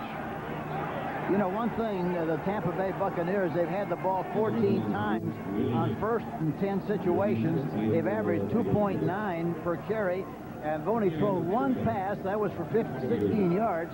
And all the other times they've run the ball. They've got to run or throw the ball and throw play-action passes on first and 10 as they get up the field. You may have seen Andre Tippett get his temper raised a little bit, push a couple of the Tampa Bay Buccaneers away, push William Howard. It'll be second down and 9, the ball on the 28 for the Buccaneers. Pro set for Testaverde. Testaverde rolls right, now throws wide open as Carrier.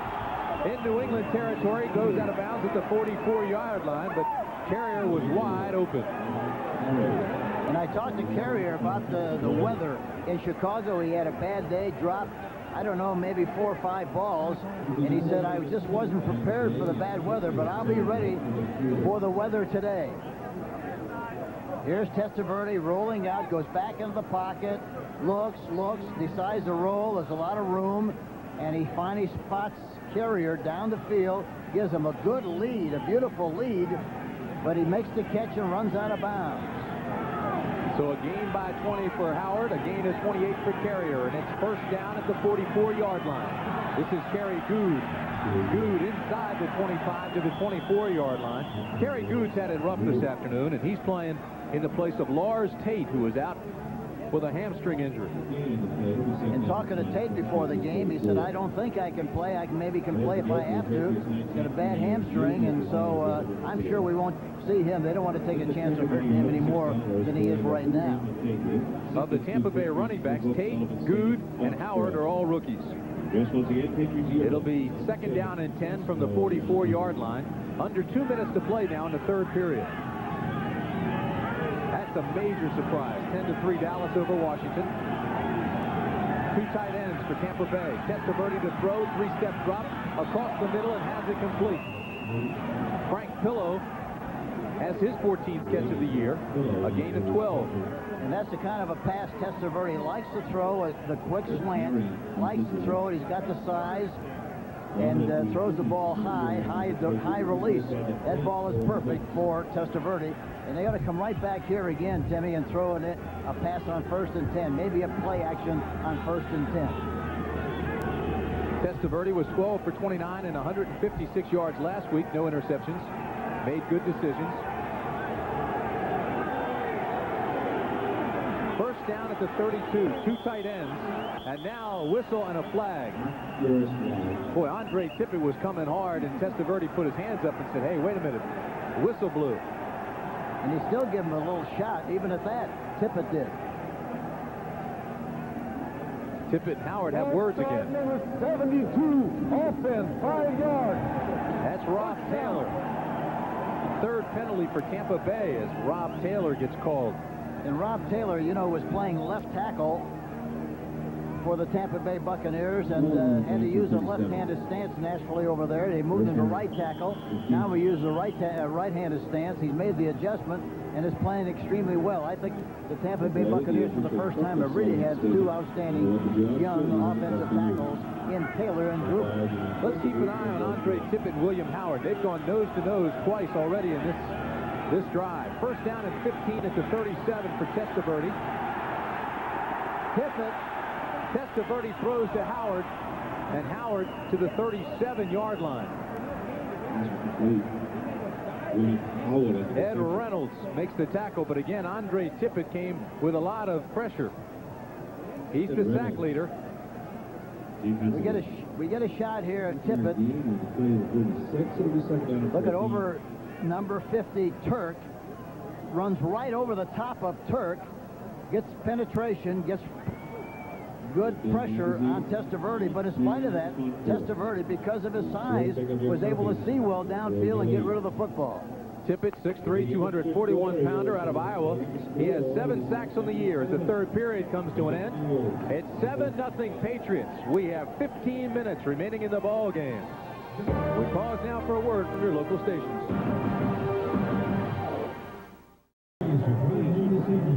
And he's playing. He's all bundled up like he's going to sit it out. That's Vinny Testaverde. This will be the 7th play of the drive coming up for Tampa. It started on the Buccaneers' 7. Howard got him out of the hole, and then a pass to Carrier for a 20-yard gain, and it'll be second down and 14 here from the 36. And it should be a little easier to throw the ball. He's got the wind, so that should help him. He's been throwing into the wind. Now the wind is at his back. Carrier and Pillow come to the bottom of the screen. 3 wide receivers now. Howard is the lone setback for Tampa Bay. This one is across the middle. Pillow has it inside the 25. They'll mark it at the 23-yard line. And there again, another slant pattern. It'll be about 2 yards short of the first down. Ronnie Lepet tripped him up, but it's a gain of 12.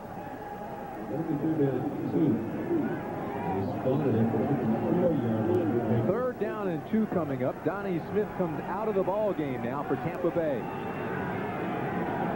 We've got 2 yards to slam it in there and get the first down. 2 tight ends as Parks comes back in to join Hall. Third down and 2. This is William Howard. He's not going to make it. And again, there's some pushing and shoving going on. Well, that'll bring up 4th down and short, and the way the kicking game's been going, I would suspect he'll try to go for it. I would think so. I would think he'd go for it. But it doesn't look like he is. He's going to have him try the field goal. John Carney missed a 41-yarder earlier in the ball game with 3:27 remaining in the first period. Tampa Bay now trails by a touchdown here. And here again, the old rule of thumb, a yard or more, you're going to kick the field goal. Less than that, you're going to go for it. Evidently, that's what Ray feels about this situation. This is also a 41-yard attempt, and somebody jumped. If it's against New England, it'll be a first down, Tampa Bay. Looks like McGrew, number 50, unless it was drawn offside. That's a big play for the Buccaneers if it's against New England. Well, look at this. New England says it's going against Tampa, and Tampa says it's going against New England. Bottom line is they'll move the Buccaneers back. Delay of game against the Buccaneers.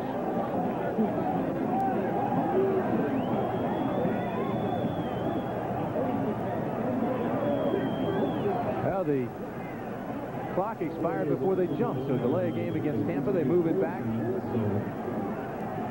And that'll just make it that much more difficult for Carney. The only advantage now is at least he's got the wind at his back.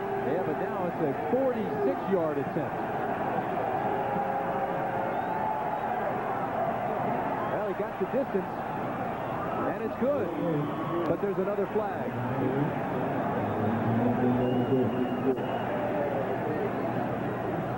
So we'll wait and see what that is all about. And it's going to be against Tampa Bay. Boy, that's murder. 2 penalties in a row. And now it'll be tough with this field position like it On is. the offense on the kicking team, number 56, tripping.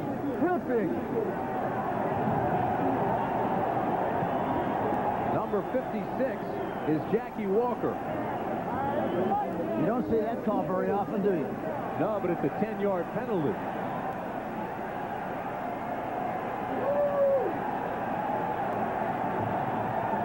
We'll take a look at it here. To our left side, 50. Oh, I don't know about that.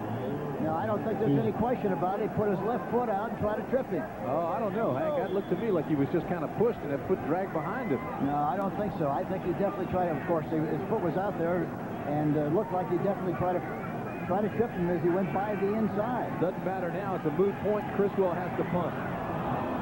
This is a wobbly punt that'll be taken by Fryer at the 10. And the fair catch is made there. So they take the 3 points off the board, and the 29-yard punt puts the ball on the 10. Tampa Bay drove from their own 7-yard line to the New England 24. Then the Bucs had 2 penalties, 15 yards. They had to take a field goal off the board because of one of those penalties. They punted, and with 13 minutes remaining in the ball game, New England now has it first down at the 10. This is Perryman to the 14-yard line. 12 minutes and 52 seconds remaining in the ball game, and it's 7-0 Pats. Good look at Russ Francis, the old San Francisco 49er. I guarantee you, San Francisco would love to have him back right now. And that's for the NFC West Championship. Second down and 7 straight ahead, close to a first down for New England. And Stevens has his longest run of the afternoon. And it looked like he might have been able to make it more yardage had he not been so concerned about keeping the ball covered and not fumbling the ball. Stevens came into this game with well over 1,000 yards, and yet he never had a long run from scrimmage this year. And the other thing, I don't think he's been challenged as far as the passing game is concerned, Timmy. I think he's going to be an excellent pass receiver along with the great running he's done. His longest run of the year, 22 yards. Perryman off the right side this time. Gets back to the line of scrimmage. I talked to Phil Kruger at halftime, and who works for the Tampa Bay Buccaneers, he works in the front office with personnel, and he said this is the best cold weather game we've ever played in the history of the franchise. Brings up 4th down and 1. New England will have to punt. There's Bobby Futrell. He backs up to the 46-yard line. Jeff Beagles will be punting for New England. He has a 38-yard average, but he also has the NFL's longest punt of the year at 74 yards and had a 66-yarder in the first half of this game. This goes straight up, and the wind will knock it straight backwards. Now it gets a roll to the 42-yard line. That ball went straight up, and the wind just knocked it down. It sure did. And it's a great advantage for the Tampa Bay Buccaneers because they're going to have they got to win in the fourth quarter. 23-yard punt. New England scored on its first possession of the second half. Eason was 6 for 7 on that drive. Each team missed a field goal. Tampa Bay from 41 yards out. New England from 36 yards out. Stevens, 5 yards rushing. That's pretty much the story of this game, Hank Stram. It's 7-0 Patriots. And it's a great compliment to both defenses, but especially the Tampa Bay Buccaneers. They're doing a terrific job defensively. Now they have good field position. They've got the wind. They've got to throw the ball, as I mentioned, more on 1st and 10 situations on this drive.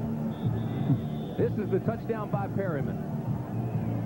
Slams right in there for the touchdown. A good cavity to the right side, and that's where they like to run. 10 minutes minutes and 46 seconds remain in the ball game. 7-0 New England. First down at the 43 now for Tampa Bay. Flags fly everywhere. Looks like Garen Barris came across early for New England. Half start number 74 on the offense. Well, he was drawn on by Paul Gruber, the rookie. The 3 costly penalties. They've been in good field position on all 3 occasions, and they have 3 costly penalties that take them out of that good range. Well, for Gruber, that's really an unusual situation. You know, in the first 6 NFL games he ever played, he was beaten for a sack just once and flagged for just 1 5-yard illegal procedure penalty. That's it. That's unusual for a rookie. He is mistake-free. First down, 15 at the 48-yard line for Testaverde. With pressure, and he's sacked.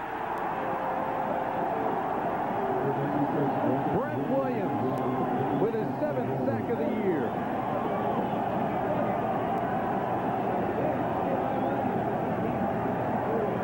And here we see Brent Williams getting the penetration. Watch him on the left side there, number 96, coming right up the middle. Turk, the right guard, was trying to block him, but he escaped the block and got the penetration and got the sack. A loss of 7. Williams, 6'3", 278-pounder out of Toledo. He had a fumble recovery and a sack last week. He's really starting to play well. It's a loss of 7. It'll be 2nd and 22. 3 wide receivers for the Buccaneers. Again, there's pressure. Testaverde throws this one, and that was a dangerous pass, incomplete, intended for Ron Hall, and I thought for a moment that one was going to be intercepted. Tippett got good penetration again. He's a tremendous player, as everybody knows, but he's very strong along with him. Look at this, 16-3, Green Bay over Minnesota. How about Houston, 24-3 over Cincinnati, and that doesn't bode well for the New England Patriots. Now, that playoff scenario for New England is this. The Patriots have to win their final 2 games. This one today against the Buccaneers and next week against Denver. To lose once. 3rd down and 22. The ball on the 45. Shotgun formation for the Bucs. Testaverde throws this one incomplete. Almost intercepted. It was intended for Frank Pillow. And it hit Claiborne, it looked like, and he didn't even see the ball. It hit him right in the shoulder pad. What did he tell you yesterday? Yeah, well, yesterday, you know what happened? It's a funny thing, because yesterday he said, you know, I should have about 5 more interceptions. I just haven't caught the ball. There was another illustration of it, but that time I don't think he even saw the ball. The ball hit him in the shoulder pads, and he didn't look like he saw it. Ray Criswell to punt for Tampa Bay. And Irving Fryer, number 80, is standing on his own 22, and he's already had a big return today. This punt with the wind is low. It'll be taken by Fryer in full steam. Fryer ran out of bounds, but there is a flag, and it's going to be clipping, I believe, against New England. We'll wait and see. He's a dangerous punt returner because, you know, he's got a long stride and he's very deceptive. Once he gets a step on you, he's gone. Well, I tell you, you don't want a guy with that kind of speed, though, taking a punt on the dead run.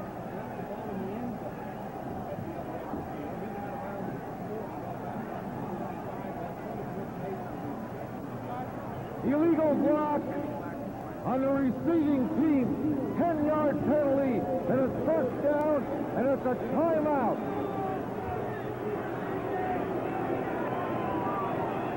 So with 9 minutes and 45 seconds remaining in the ball game, New England still leads by 7.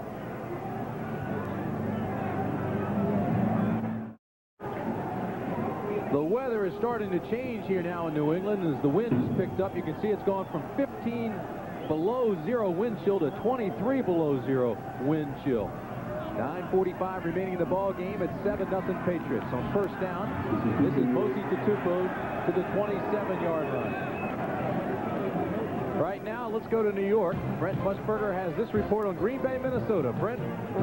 Tim, it could be the big upset of the day. The Minnesota Vikings perhaps looking ahead to Chicago, and Green Bay sneaking up on them as Patrick Scott is into the end zone, but they missed the extra point.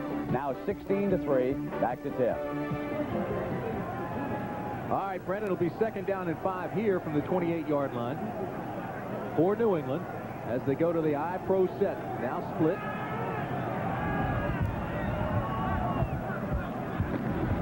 Eason pitches back to Perryman, and he's tripped up almost immediately. Great play by Mark Robinson out of a strong safety position. And again, there's some pushing and shoving. No flags. Surprising, John Stevens, number 44, involved in that fracas. He got a good block that time on a linebacker, too. 3rd and 5. Sammy Martin comes into the ball game for the first time this afternoon for New England. He's a wide receiver. Look at this on first down. First half, New England 1.6. Second half, and 5.3 in the second half. Great improvement. On 3rd and 5, Perryman cuts back, big hole, first down, New England. You know, that's the thing about staying with something. They stay with the plan. They threw the ball. There's a penalty on the play, however, but they threw the ball a little bit to open up the defense, and now they're running again. But you got to remember that there's 4 quarters in the game, and even though they might slow you down a little bit in 1 or 2, it might mean that you're going to open some big holes if you stay with it. That's a 10-yard penalty, and it's 3rd down. It was holding against Paul Fairchild. Now, Fairchild is in the ball game, replacing Ron Wooten, who went out with a sprained left knee. Wooten, of course, is the only offensive lineman starter from the Pat Super Bowl year of 1985, and Fairchild replaces him, and he's nabbed for holding. That's the 3rd penalty for New England. It'll be 3rd down and 15. And in spite of what's happened here this afternoon, the Tampa Bay Buccaneers are just 1 play from being back in the game. 6 defensive backs for the Buccaneers now, as Eason from the shotgun formation on 3rd and 15 throws underneath to Dupart, and Dupart's not going to get the first down. He's not even going to get back to the original line of scrimmage. The way he was hit, he's lucky to be able to get up. Tackle was made by Donnie Elder and Ricky Reynolds.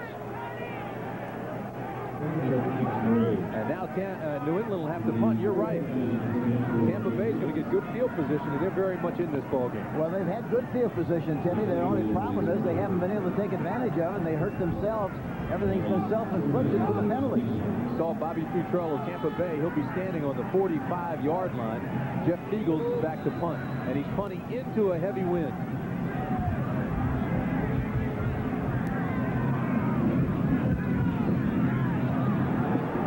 Again, the high punt, but the wind will knock it down. It hits the Tampa Bay player. Ball's loose. Buccaneers say they got it. If they did, it's a break. And they wind up with about 5 or 6 more extra yards on what happened on the play. It's a 30-yard punt. Tampa Bay gets it back. And because the wind knocked it down, it came down and hit some of the blockers. And, of course, it hit a Tampa Bay guy who was on the ground. 6 minutes and 48 seconds remain in the ball game from Foxborough. It's still 7-0 Patriots. Now we see Donnie Elder, number 40. He'll get hit. The ball will hit him. He's on the ground. He doesn't know where the ball is. It ricochets off of him and Ricky Reynolds. Fortunately for the Tampa Bay Buccaneers, makes the recovery, and they still have it. There he is, Ricky Reynolds, number 29 on the bottom of the pot, comes up with the ball. The key was the wind just knocked it straight down, and they had no clue where it was. First down and 10 from the 49-yard line for Tampa Bay. Excellent field position with 6 minutes and 48 seconds remaining in the ball game. Howard breaks out of the pile to the 44-yard line of New England. Stop made by Fred Marion. They've got plenty of time to be patient. And they've got to get points on the scoreboard. They've got to get 7. This New England defense, the only one in the league without a defensive coordinator, has held opponents to 10 points or less in 5 games this year, and all 5 were wins for New England. Second down and 4. Howard pulls his way inside the 40 to the 36-yard line. I love to see that. That's all tonight on CBS. William Howard carrying tacklers inside the 30 to the 26-yard line. And oh, is he impressive. Roland James and Fred Marion make the tackle. Hank, when are you going to play yourself in one of those series? Whenever they give me a shot. Waiting in the wings. Howard now. Let everybody know soon enough so they can get the tomatoes and stuff. Get ready to throw it. I was going to say William Howard now has 22 carries, and he's close to 100 yards. And this time he gets nothing. Maybe back to the line of scrimmage. But he'll be close to a first down. Big collision there at the point of attack. That's where they mark it. He's awfully close to that marker. Ed Reynolds and Garen Barris made the tackle. He's bundled up, but that's Raymond Berry. You didn't identify him right away. Now 23 below wind chill factor here.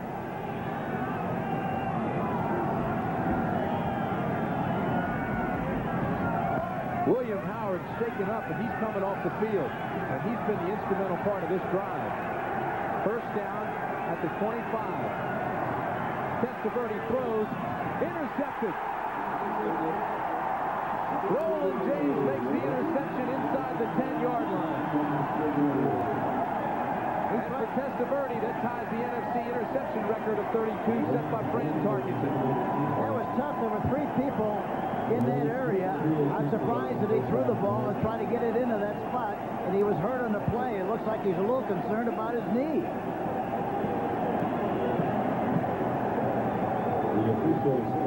Here we see it again from a defensive standpoint.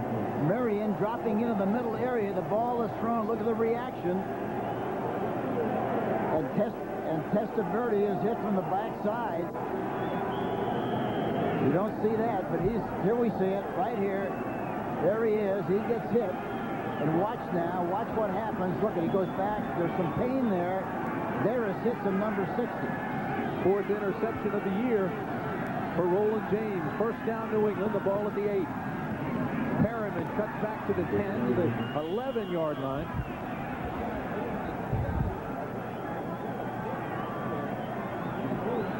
Eugene Marv and Irvin Randall made the tackle. We'll try to get you an update on the injury to both William Howard and Vinny Testaverde as soon as possible.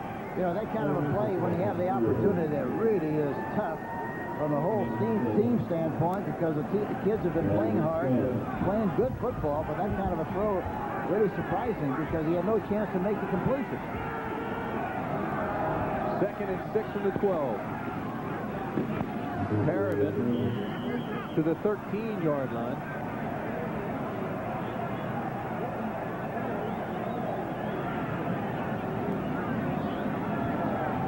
Kansas City creeping up on the Giants. Uh-oh, Dallas and Washington now 17-17. If Washington loses that game, they're out of it. And if they win, their hopes of getting into the playoffs are still slim. They need a lot of help. 3rd down and 5 from the 13. Shotgun formation for Eason. 6 defensive backs for Tampa Bay. Eason throws and almost has it intercepted. Should come out of here with good field position. Nonetheless, Reynolds gets credit for the breakup. He has 20 this year, and that's a record passes defense for the Bucs. It was set back in 1980 by Curtis Jordan, and that ties the record for passes broken up as Jeff Beagles will punt it away. He's standing about 2 yards into his end zone and steps out. A lot of pressure. Futrell fair catches it at the 41-yard line. 28-yard punt.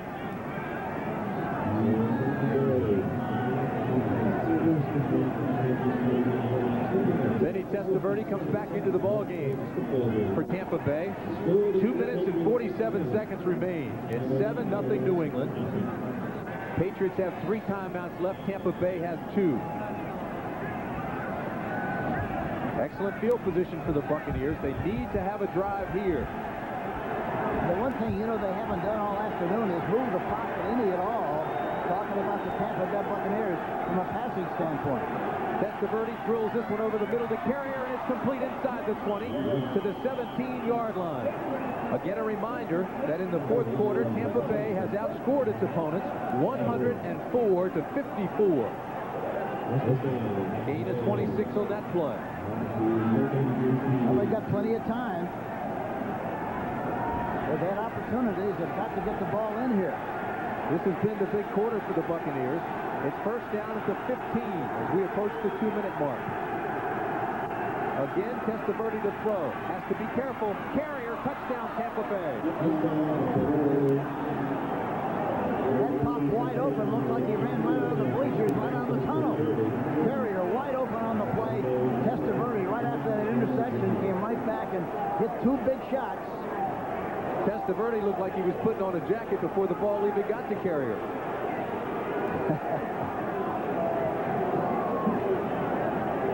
Boy, what a great drive. So John Carney is on for the extra point. He has been erratic. It's up, and it's good. So with 2 minutes and 9 seconds remaining in the ball game, we're tied at 7. Well, we got a contest. We've got a contest, and that's the nice thing about this young team. They've hung in there all afternoon with some of the bad things that happened to them. Now they're right back in business.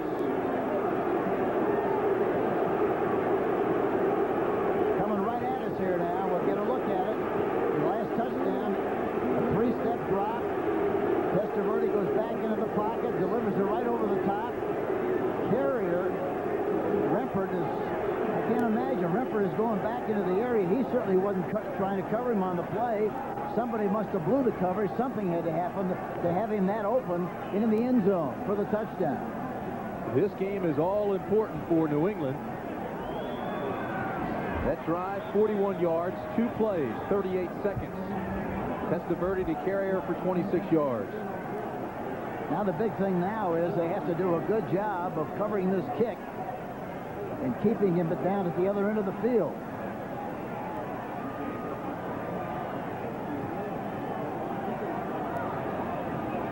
John Carney will be kicking off for Tampa Bay. The return men for New England, Sammy Martin and Elgin Davis. Martin has run one back for a touchdown. That was a 95-yarder. He's third in the AFC with an average of 24 yards per return. He's got 4.4 speed. He can fly. Carney's kick with the wind behind it. Back to the 4. This is Elgin Davis. And Davis is spun down at the 22. A return of 20 hit by Donnie Smith. So with the 2-minute warning, we'll take a timeout. We're tied at 7.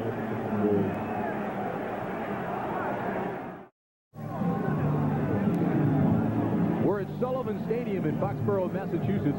Tim Brandt and Hank Stram with you. And if you're just joining us, we're tied at 7 with 2 minutes remaining in the ball game. We had a scoreless first half, 2 missed field goals, 1 each by each team. Robert Perryman then scored from 6 yards out for New England in the third period. Eason was 6 for 7 on that drive, and then Tampa Bay just scored. Vinny Testaverde to Carrier, and Eason started in place of Doug Flutie today, and he gets booed again as he comes out onto the field. Bold move by that man, Raymond Berry, who's trying to gear up for the playoffs, but Flutie has led this team to a 6-3 record over the last couple of months. Shotgun formation on first down. Thrown underneath, and it's completed the 28-yard line to Robert Perryman. Chris Washington made the tackle. It'll be second down and 4 from the 29. Shotgun formation again.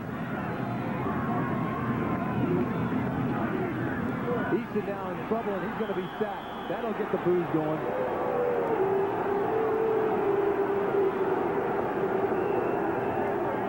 Robert Goff with the tackle.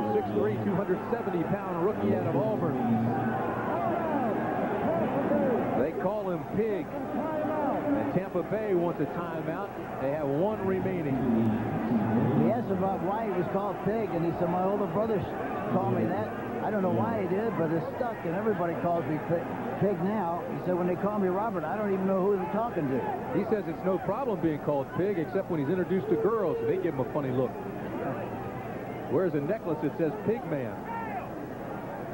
Timeouts remaining. Tampa Bay has 1, New England 3. 1 minute, 33 seconds remain in regulation. We're tied at 7.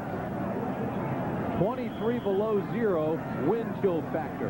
And New England has to win this game and next week's game to have a shot at the playoffs. And they need some help. Cleveland has to lose 1 or Houston lose 2. And Houston's winning today.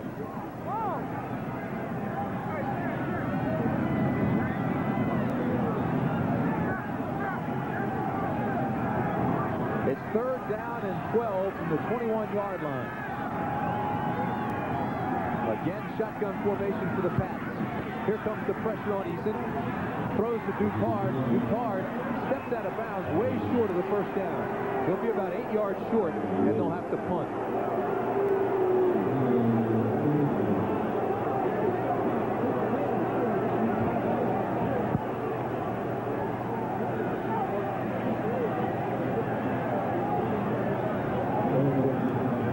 Jeff Fiegels comes on for New England. He'll punt the ball into the wind, and Bobby Futrell is deep for Tampa Bay.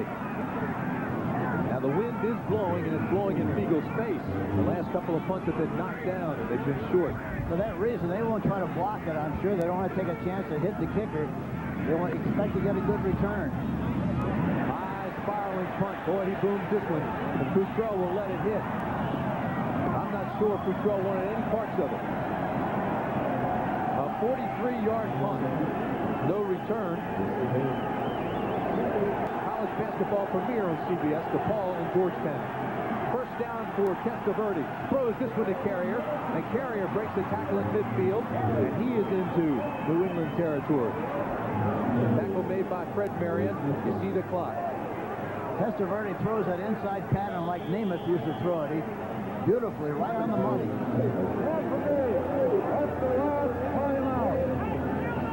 Gain of 21, and they lost a lot of time before calling that timeout. You know what he should have done, Timmy? He should have gone to the referee before the play and said, listen, if it's a long, completed pass down the field, I'm going to call timeout, so be with me. And he would have saved an awful lot of time on the play, but he didn't do that, and as a result a lot of time clicked off the clock. 59 seconds remain in the ball game. Tampa Bay does not have a timeout. Why didn't they just step up and throw it out of bounds? Because they will need that timeout. A field goal wins this ball game. That's right. And it takes 18 seconds to get the kicking team on the field if you don't have a timeout, if you don't stop the clock. Carrier has been the hot receiver. 4 catches, 90 yards. Caught the touchdown pass in the last possession for Tampa Bay. First down, the ball at the 49.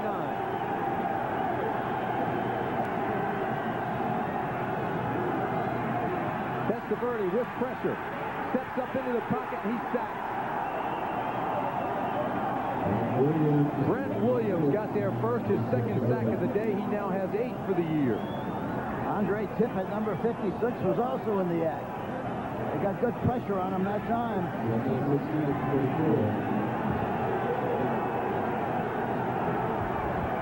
Testaverde throws it up to Pillow. He has it complete. It's a first down at the 38-yard line. Tampa Bay hurries up to the line of scrimmage. 35 seconds remain on the clock.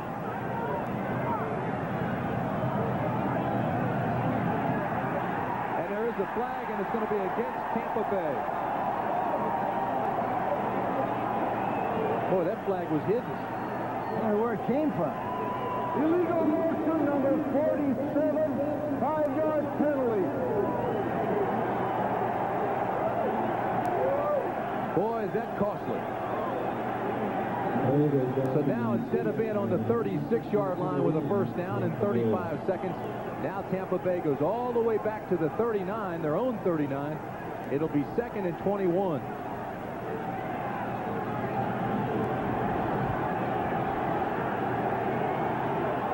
Three wide receivers, shotgun formation for the Bucs. Again, there's pressure on Testaverde. Throws this one in the direction of Smith, incomplete. It seems as if he gets in trouble when he throws down the middle, Hank. Yeah, and I think the trouble with it, really, he predetermines, I think, a little bit this stage of his career, and he wants to make sure he gets the ball there, doesn't look off the receiver at all, as the defensive back and the safety, and as a result, he attracts an awful lot of attention when the ball's thrown down the middle. Boy, he is a talent, though. Oh, he's a great talent. There's no question about that. And a quality guy. Third down and 21. The ball on the 39 with 30 seconds remaining.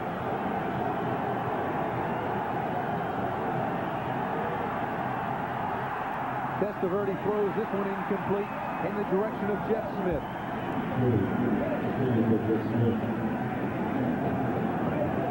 25 seconds remain on the clock, but now Tampa Bay will have to punt it. Andre Tippett and Brent Williams had the pressure on Testaverde. Now they have to go after the kick, Timmy. In this situation, New England should go after the kicker. 25 seconds left. Hope they can block it and get a big play. Ray Criswell is due to punting with the wind at his back, and he's kicking to Irving Fryer. And it's a low liner, and Fryer will have a return. Looks for a block. Back to the 37-yard line.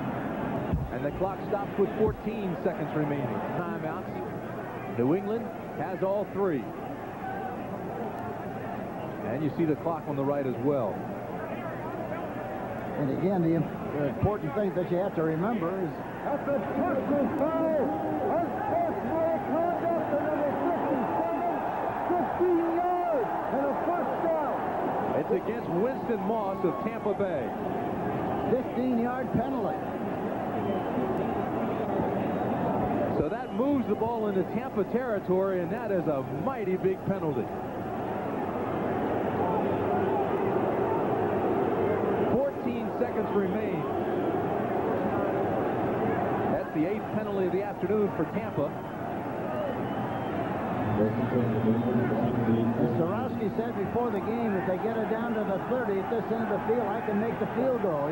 He was making them before the contest. Shotgun formation. Eason with time. Double pumps.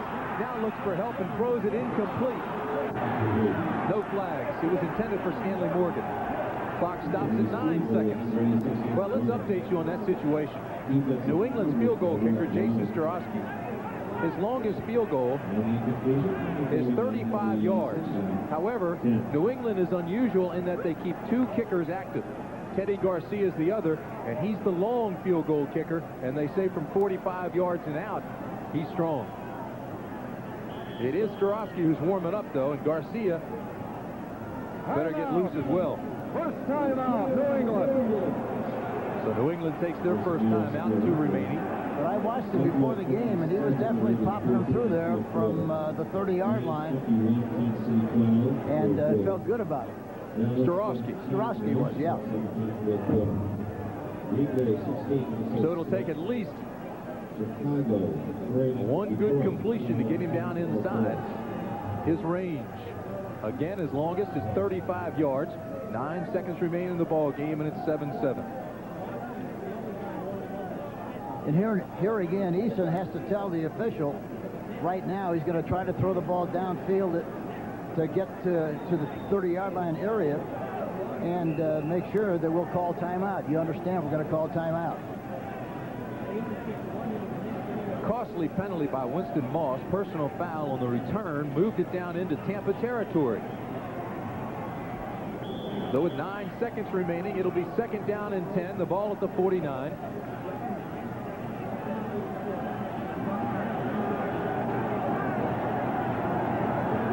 Shotgun formation, 3 wide receivers for the Patriots.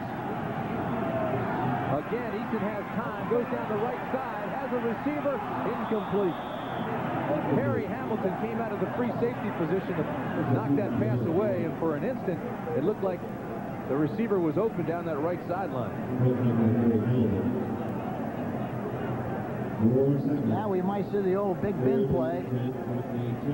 The Big Ben play with 3 wide receivers on one side with the hope maybe that they can get the ball downfield and get a big play on that kind of a formation. Boy, Cedric Jones just came open for a second. That was a great play by Hamilton. But once the ball is in the air, the safety man can travel about 20 yards, and he ran a long way to help on that play. And again, it was because the ball just floated. Right, it hung Or it up was there. floating. Yep. Here's the Big Ben play coming up right here. 3rd down and 10 from the 49, and there's a whistle. Flags down. Here's Ben Bright with the call.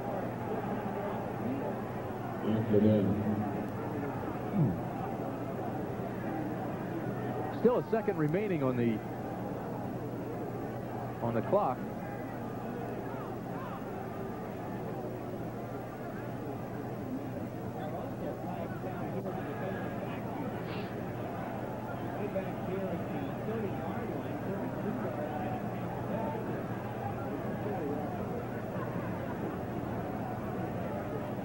One second remaining in the ball game.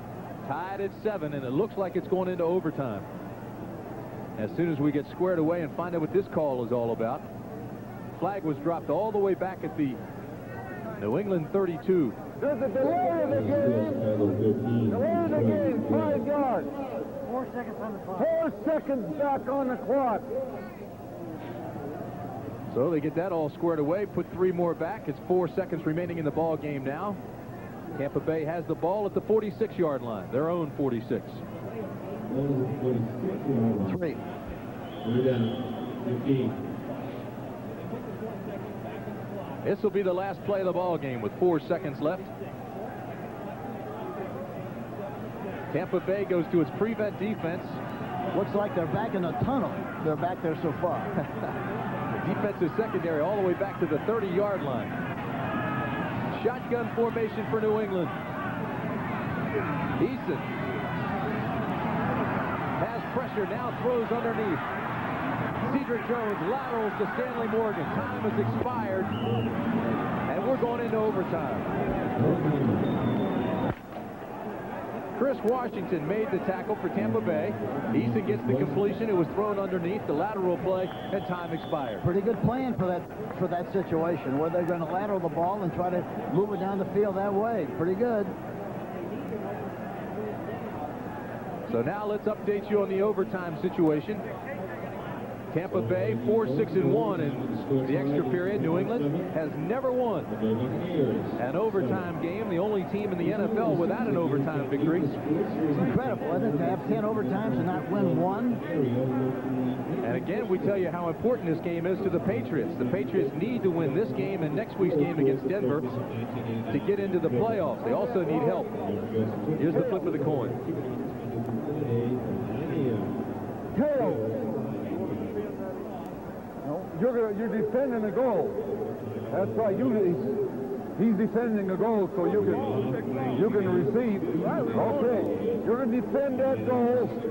You're going to receive down here. New England will receive down here. Tampa was going to run the toss. They want to defend the goal. I don't understand it. That's a mistake. Tampa Bay won the toss and elected to defend a goal rather than take the ball. This is sudden death. Yeah, but they want to win. They figure they're going to kick the ball down there.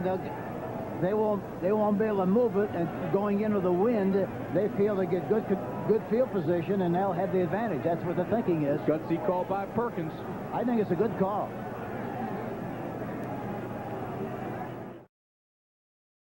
The rules of overtime. We've already had the coin toss. Tampa Bay won and elected to defend. Yeah, each team has 3 timeouts. It's a 15-minute period. However, it ends as soon as somebody scores. So Tampa Bay will be kicking off. John Carney on to do those scores. And deep for New England, Sammy Martin and Elgin Davis. And again, Martin is 3rd in the AFC. He's had a 95-yard touchdown return this year. And just to update you on some of the other games around the league, Chicago has beaten Detroit with a 32-yard field goal with 4 seconds left in the game, and the Bears clinched the division. So they win that title.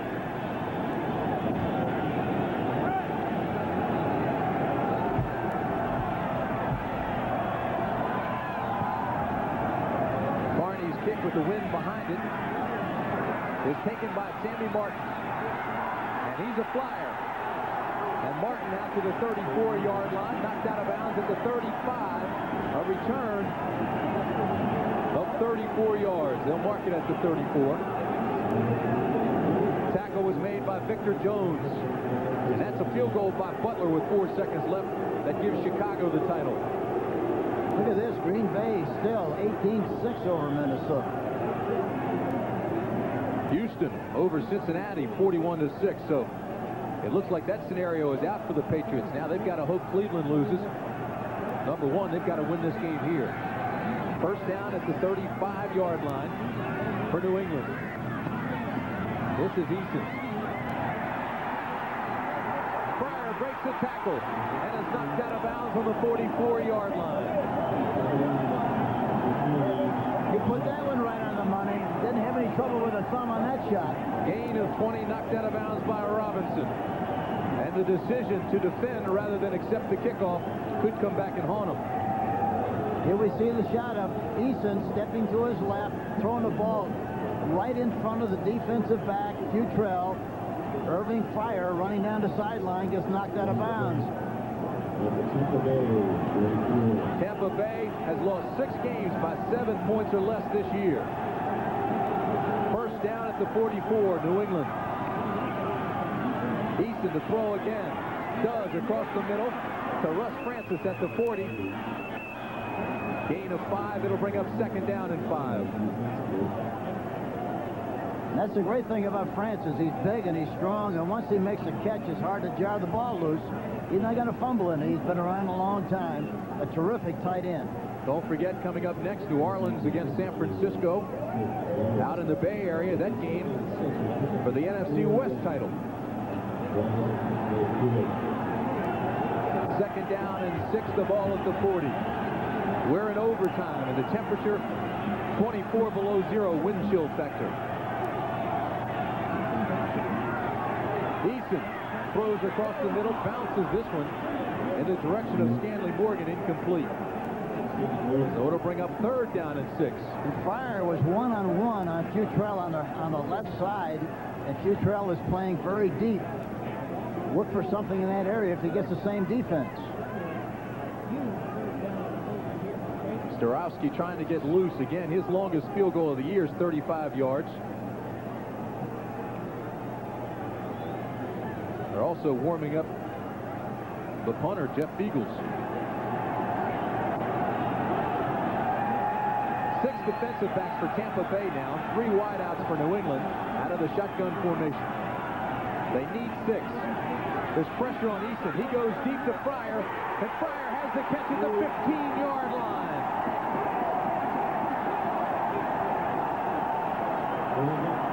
What a catch! A gain of 26. He came back behind Ricky Reynolds to make the stop. And Pryor's hurt.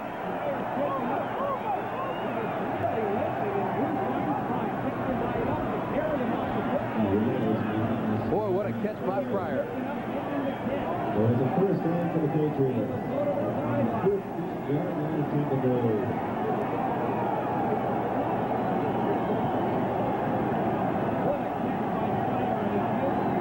Pryor's in the slot, making a move on Ricky Reynolds, goes to the outside. The ball is thrown behind him. He comes back and makes the catch.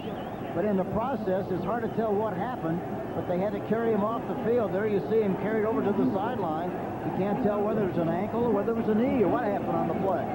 Easton is 4 for 5 in the overtime period. First down at the 14-yard line for New England. Stevens off the right side, down to the 12-yard line. Eugene Marvin, Irvin Randall make the tackle there.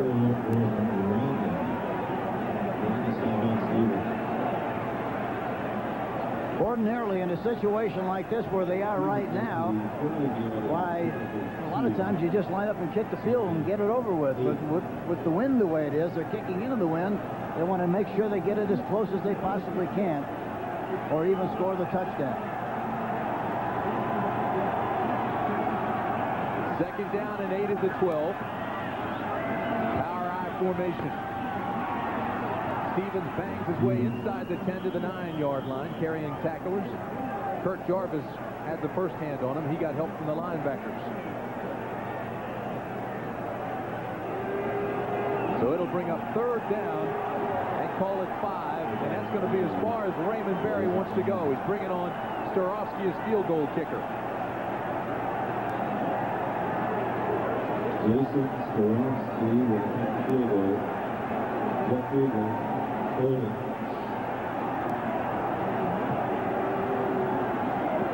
Starofsky's kicking into the wind. It's a 27-yard attempt. Fiegels is his holder. It's long enough and it's good. Playoff hopes are still alive for New England.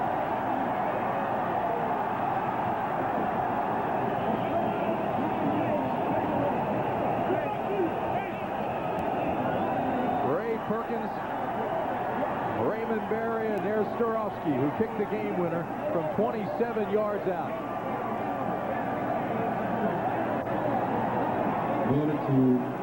Watch Starofsky after he makes his kick. After he makes the kick, here he goes. It's good. They're number 1. Well, you still have to question the call. The Tampa Bay won the toss and elected to defend rather than take the ball in a sudden death overtime period. That's the first time I've seen Raymond Berry express much animation.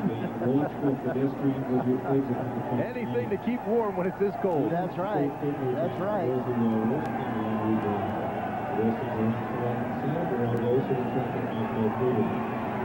So for Hank Stram, I'm Tim Brandt saying so long from Sullivan Stadium in Foxborough, Massachusetts, with a final score, New England 10, Tampa Bay 7.